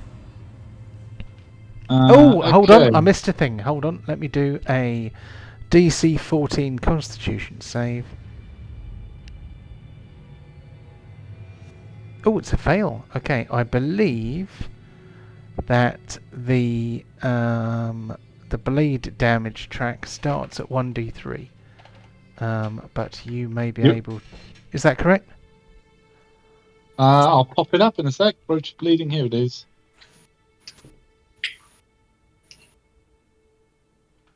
Does everyone see that, or how do I show it?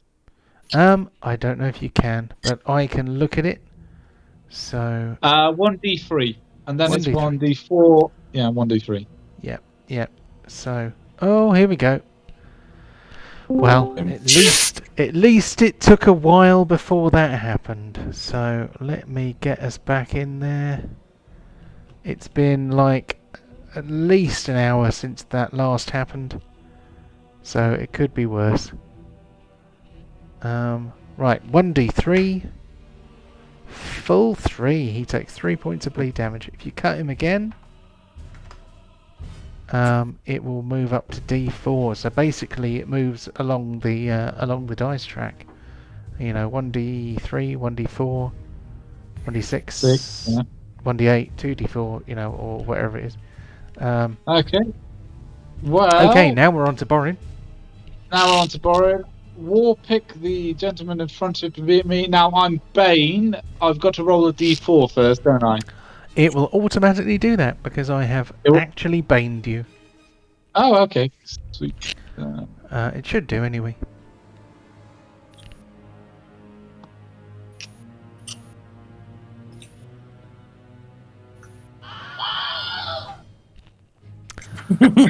Oh dear. So what did you get for your bane? You got 3 for your bane. So 1 + 4 + 4 - 3. A fumble is a fumble in any case. So you become incapacitated for 1 round. Let's check and see what incapacitated means. Can't take actions or reactions. Damn it. The question is, does that happen immediately or does that happen after you get to take your next attack? I feel like that one is probably going to happen straight away. Well, did Pontos get to attack again once his axe got embedded in the floor or something?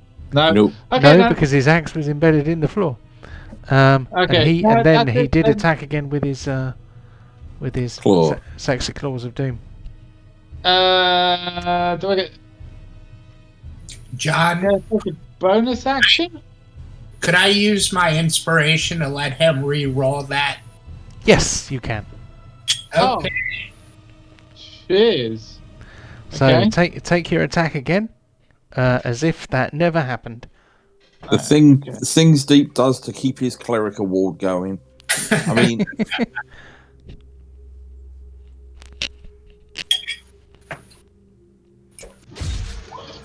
Awesome. It worked. That's good. This Okay. one's for you, Deep.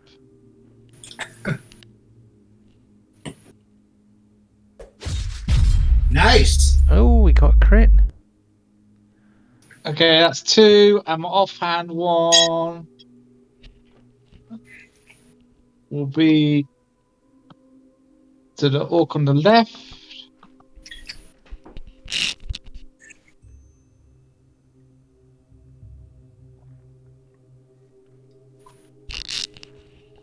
No, I didn't throw it at you. That's weird. For some reason, it didn't work. Do you want me to do it again? Give it another go. I don't know why it didn't work the first time, so give it another try, see what happens. Oh, whoa, what the heck is going on? I've just jumped over to chew bacon. Okay, let's move you back again. I don't know why that happened. Okay. Have another go. Okay, have another go. Dum, boom, boom, boom. Stand attack. Oh, submit. Offhand, yes. No, it doesn't. Shall I just roll it? I don't know why it isn't working. I would just... Is that the first time that you've selected offhand? No, because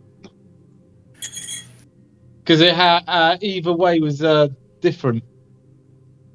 I selected offhand the second time around, but it still came up the first time around, which is why I was grateful it didn't work. I have no idea why that didn't work. I'm just going to quickly restart the sandbox, see if that makes any difference. Because you have attacked with your hand axe without any problem this game, so I don't know why it would suddenly stop working. Give it one more go, and if it doesn't work, then we can just do it the old-fashioned way. What the hell? What the hell? You have actually attacked with the hand axe in this session, and it's worked, haven't you? Yeah, I have. Let's see, D20. It's offhand, so it just gets my strength bonus, not my proficiency. it's only the strength bonus for damage you don't get. You still get your proficiency. Okay. You can do this off your character sheet rather than the token action. That's probably the quickest way to do it. Yeah, pulling him up now. Boring, hand axe. Character sheet. Battle axe, hand axe, here we go. There we go. So 21, definitely a hit. 8 points of slashing damage. We change the blood drop to a 2. And So- the one above me was also on 2. It's not quite You 8 are damage. correct. It's offhand. Oh, yep, you're quite right. Thank you for reminding me. So he is going to get back 4. Oh. Okay. I am literally death by 1,000 cuts me, just slowly chipping away at them. Cool. Okay, on to Orc Pirate Champion, who has Pontos to the front of him and Deep to the right. So he is going to try and smack somebody with his anchor. I reckon it's going to be Pontos. Pontos is the one who's annoying him the most at the moment. Misses with the anchor. He aims his cannon. Who's he going to shoot? Well, did Kararook hide? He got a 16. Yeah. Okay, still he doesn't know Kararook's there. So, He's either got disadvantage to attack the people next to him, or he can shoot between the gap at Borin, so he's going to shoot Borin. Might not do him any good. Yep. On to Deep. I am loving my AC shield right now. I've only taken one hit. Well, I've got a toy. Oh, wait.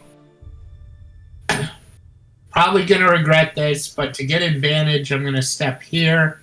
So give me a attack of opportunity. Okay. 2 of them. Just one. Oh, yeah.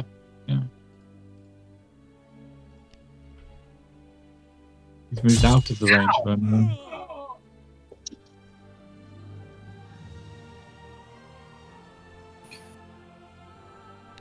There we go.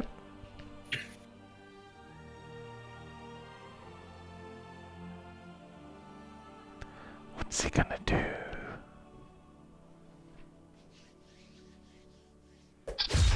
Hell yeah. Suck on that. Wow. Wow. Okay. Ouch. Oh, and the mighty mayonnaise arrives. Yeah. I can't let's see it on my map yet, but I'm gonna go ahead. I can see it. Can you give us a ping where you want it to be? Yeah, 1 second. Oh, I guess where I used to be standing. There we go. And it gets to attack immediately, doesn't it, I think? Luckily, that doesn't count. Wow. That is nearly the worst thing you can roll on that table. Okay, that's it for Deep. Cool. Okay, a confused pirate.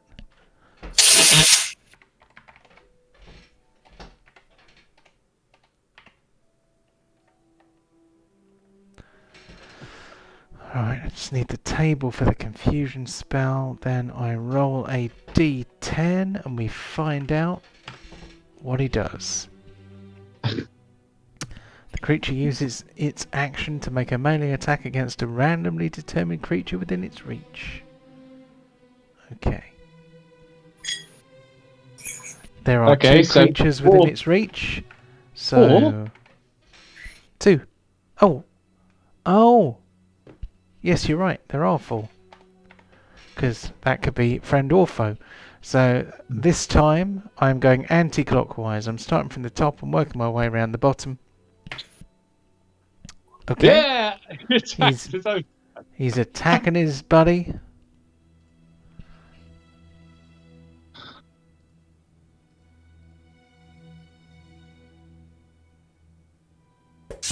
He's hit him.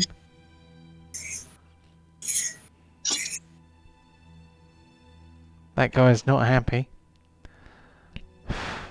When was the last time he did that thing? I don't think he's done it since it was his turn. So I am just going to do a quick wisdom save on this guy to see whether he lashes out and kills his own pal.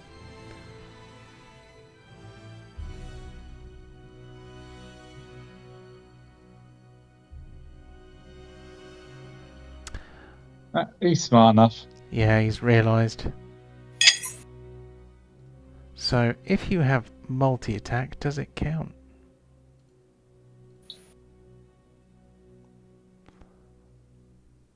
Make a melee attack. Okay, I'm just gonna take the word, take the rules as written there. So he attacks his own friend, then he takes a Constitution saving throw DC 14 to see whether he takes D4 bleed damage. He fails. He takes D4 bleed damage. Oh, it's only 1, but this guy's quite badly hurt anyway. He continues to bleed. We are on to Char. Okay. seeing this captain, guns blazing, and as he's been leaping over, you see Charles form almost merge with the pistol smoke and just fade away as I cast Misty Step on myself to teleport up to 30 feet over to there as my bonus action. I'm then going to take flight and just move over to there, away from everyone. Okay, how high in the air are you? Only. I'm just going to be sort of 20 feet, just sort of almost just arcing backwards off the deck, so of that sort of height. But we've got Peter Pan here. if you think of the most magical things, right, and then Ye old codfish. Then I, with my still with my staff, I swing, and you see multiple red flaming chains appear as I cast a hold person. As I because I cast it at my highest level as a warlock, I can affect up to 4 people that are within 30 feet of each other. Oh, okay. So I'm going to do the captain, the confused boy, this champion, and this one that's potentially going to threaten the pig. Okay. So they all have to do a DC? It's a Wisdom 16 DC. Or be paralyzed for the duration while these chains are holding them. Okay. So the captain is taking his save. 16. Okay, he is held. Is he paralyzed? I can't. Yes, he's paralyzed. I can't nuke him while I'm on my ship, but I can at least hold him at bay, which will give you automatic crit hits and advantage if you hit them.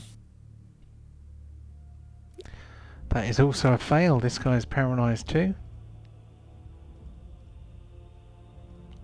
And this guy is the champion. He's not been especially impressive, really. He's been doing some nice damage against Pontos. Oh, jeez. Okay. Then this guy here.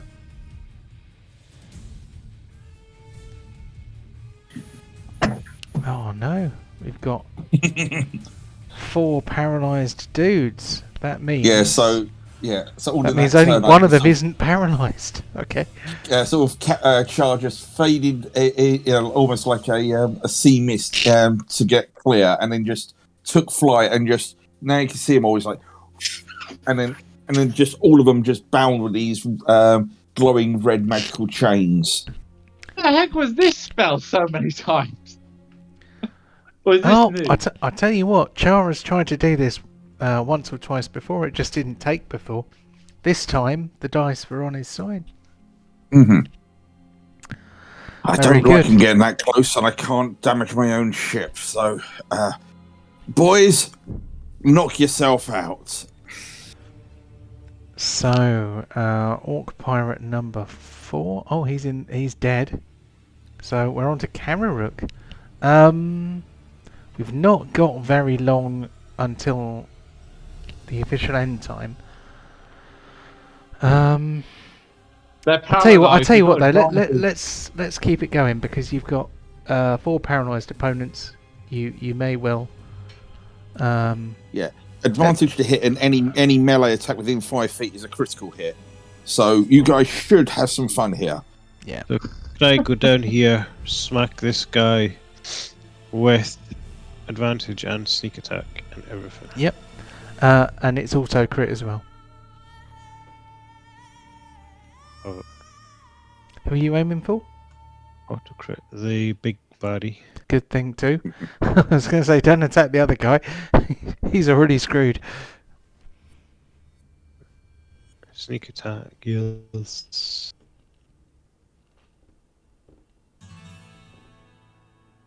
Which is where I fucked.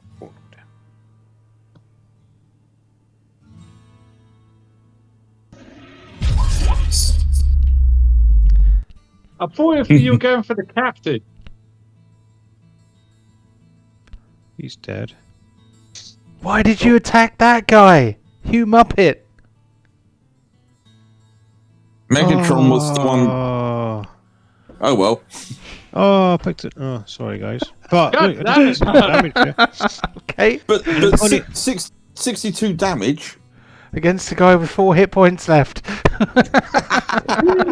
The man was confused, then paralysed. He was paralysed, bleeding to death. He's Pontos's. Confused. Oh well, that's definitely a yoink award there, I think. Yeah, you got a kill still against somebody who didn't need killing. That's fine. Just the cold damage would have killed that guy. Okay, that's fine. We move on to Pontos. Wait a second. How What? does my offhand attack work? Well, you only have an offhand attack if you have a weapon in each hand, which means you need to tell me that you have a weapon in each hand. Yeah, I don't at the moment. There we Like go. I did. So, if you are actually dual wielding, I need to know that you have another weapon in your hand. Otherwise, it's all just very meta and suddenly, okay. Did you use auto crit there? Right, give us the roll me 2d6 again, please. Because any hit against this guy is a crit because he's paralysed, and you have advantage to hit. So, right, that's an extra 5 damage. He's still alive. Now remember, select auto crit and advantage. I dread to think what this is going to hit then. Don't say I don't give you guys Christmas presents. Oh, do this more often, mate. What level spell? That's terrible. Oh, it's a low-level spell, but it's one of my limited spell slots. It's not like from an item, and John normally makes saves. It's only Okay. because as a warlock, I cast it at a higher level. I can target multiple people. There we go. Anything that Chewbacca can reach, Pontos can reach, because you're mounted on him. There's a fella here. So let me just shimmy over, and then I'm just going to fist him in the face. Oh, what I mean is you could have reached him anyway because that was within Chewbacca's fair. range. But that's fine. Is he auto crit as well, or is that just one? Yeah. Yep. Yeah. Advantage and auto crit. Interesting.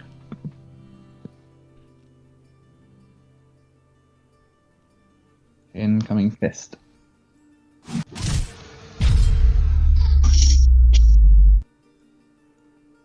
I shall end my turn there. Cool. Okay.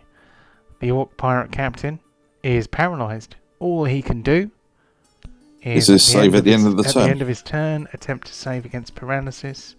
That is a wisdom save against DC 16, is that right? 16. Yep, that's correct. He is still paralysed. Good. Orc Pirate number 6 still lives. He, I don't know. He's got half a brain. He ought to run away, but let's see whether he's got half a brain, shall we? If he beats 15 on a wisdom save, he's going to get on his ship and fucking run away. He's like, bye! Disengage, jump onto ship. Isn't And that then he on takes his fire? bleeding damage. Yeah, quite likely. And opportunity of attack. No. And From two. isn't the ship he just jumped on fire as well? Yeah. It's in the water. That's okay.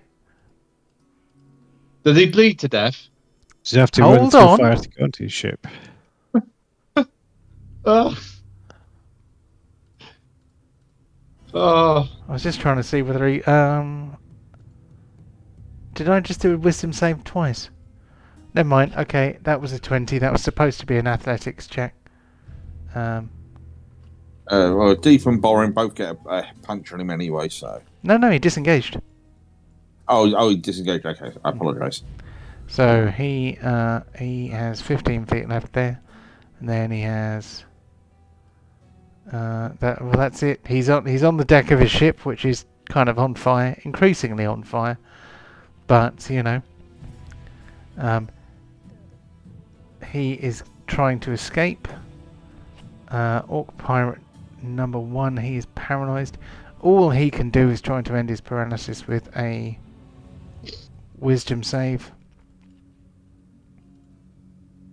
He fails, he's still paralysed. On to Borin. So I'm a bit confused. So did the guy that's running away take his bleeding damage? Oh, I forgot about that. Alright, give me a sec. Don't be confused, just remind me. So Constitution save, DC 14. Oh, there we go. Constitution save. He passed. The bleeding effect ends. Okay. Well, I'm just switching to Frenchie, casually walking up the stairs to this guy. You see? I don't know, though. You see, I'm a weapon of battle or a weapon of execution. I don't really care, to be honest. But I just have to have something to say. Auto crit, yes. Bardic, no. Standard attack advantage. You do.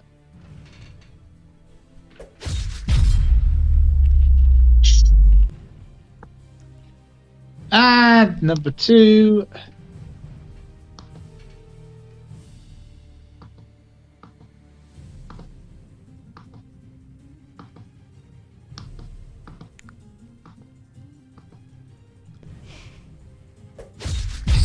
Ooh. And Heavy damage. can I punch him in the in the face? You can only do that with a finesse weapon. Offhand strike? With a finesse weapon. Ah, damn. You have hurt him quite a lot. He had full hit points when you started hitting him. Can I do anything else? Nah,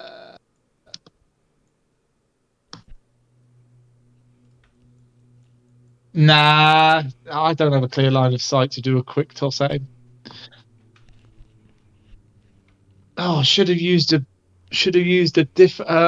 one of superiority dices and added the D10 to it. Ah, damn it. Oh well. That's my turn ended. You did pretty well there, though. That was 70. Hold on.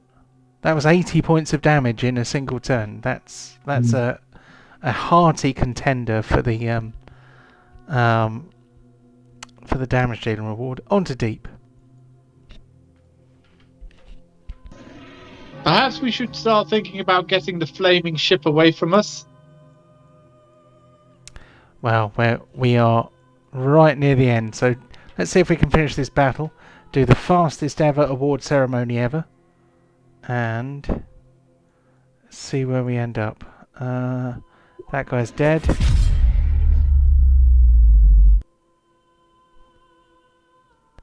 Wow, Deep is cleaning house here.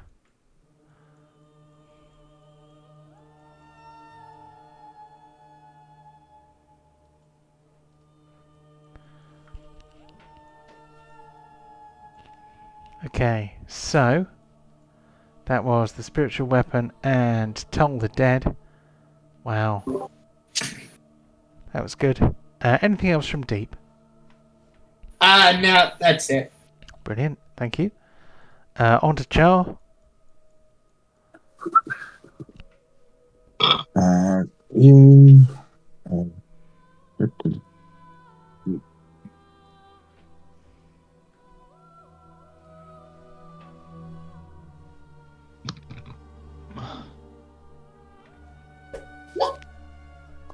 I'm not accepting that. I'm going to use my inspiration on that because screw that. If I've got all of those toys, I'm going to get a dice roll out of it. How many times do you use inspiration? Well, I got another one through something earlier. Deep used his on me. Char hasn't used his inspiration yet. No, I used the one I had at the start of the session, but then I got another one, and I can't. Come on, where are you? Behave yourself.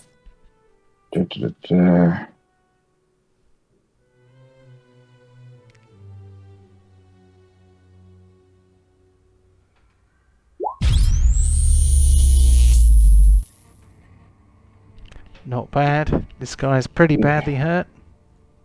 And I'll stay there. Let me go up and finish him off. Oh no, the assassin with an auto crit. Oh, what a hardship. It is. This is the third steal I've had. Sorry, folks. Where exactly do you want to slit him or stab him here? Oh, crit. Yes. Yeah. We should do auto crits more often. They're fun. We should.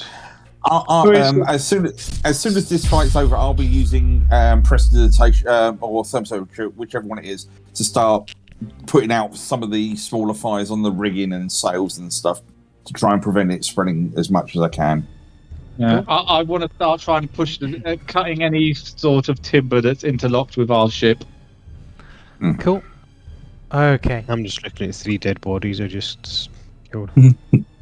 54 in one go. That's Get pretty good hungry. going. Okay, so Get Bacon to push the tip away with his tusks. So I'm gonna move on to the other screen. I'm gonna zoom out a little bit. I'm gonna very quickly tell you what the the fishing crew just did. So the fishing crew, you heard in the background, in the at the edge of your consciousness, the sound of their grappling guns going off again and again and again.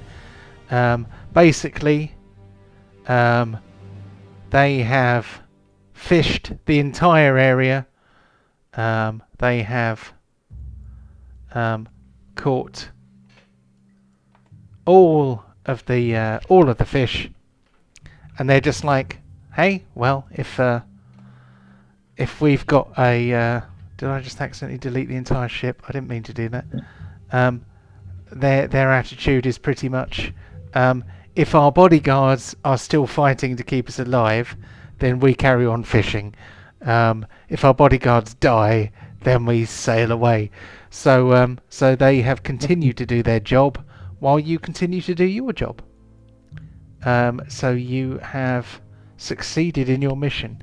Let's very quickly get through our First kill was awards. First kill was you, okay. I don't remember off the top of my head, but if you say so, then I believe you. It was boring. It was Cool, that's good. across and fell on the floor. And I just kill of the week. Kill of the week. Oh, I don't know. Absolute destruction of the The confused guy on fumes. Yeah, okay. semi-conscious. He just exploded. He did. Just before you hit him, I was like, "Which one are you attacking?" And you're like, "Oh, this one." And I'm like, "He must mean the big meaty champion. dude. He must mean the pirate deck champion, not the guy who's dying in front of him." But yeah, Somehow Carrick stabbing an orc with a dagger turned him into red mist. Just exploded.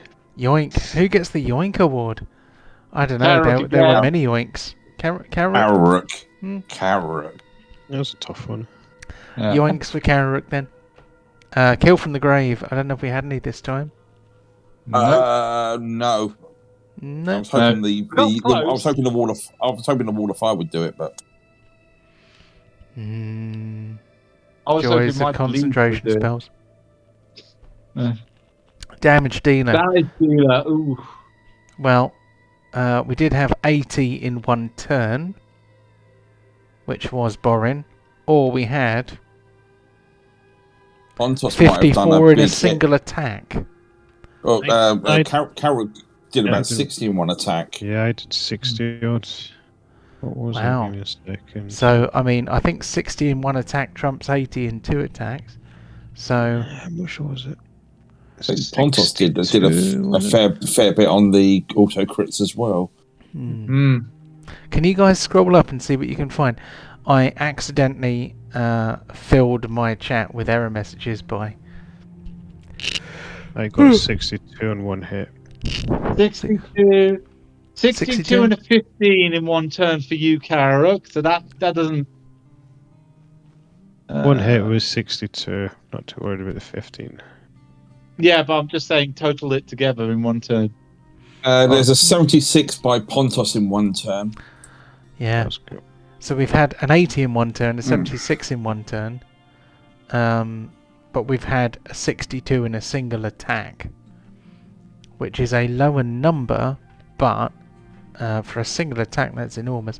I will let you guys pick what you think wins. So it's either 80 in a single round or 60 in a single attack, which is also a single round. For just the sheer brutality, I think these, because that was also turning that Orc to red mist again. I think I think the one attack probably trumps it for just that's a huge number. Cool. We'll give that one to Kararuk then. Best supporting role. Oh, now this is between Deep or Karok. No, actually, it's got to go to Char. It's got to go to Char for the whole chains. Yeah, that was I'd go with that. As much as I hate to lose it when I use my inspiration, yeah, I think Char gets it. Yeah, because that. If he hadn't done the chains, I would have voted for Deep because of the inspirational save he gave me.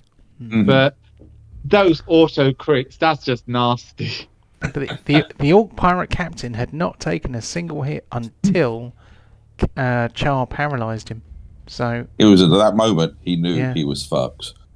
Yeah, and you guys kicked the shit out of him then. So yeah, but that you know, he had he could have done a lot of damage if he'd been left to his own devices.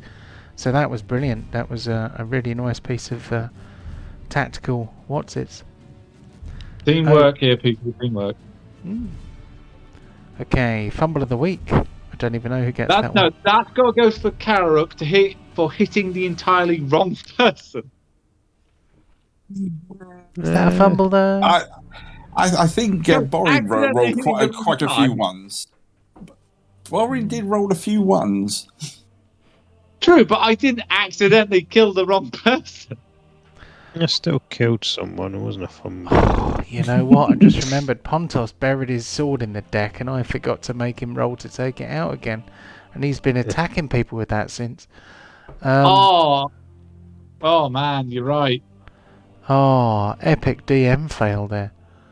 Well, never mind. I'm sure he'd have got it out, but it would have cost him an action to do it. Never mind. We shall not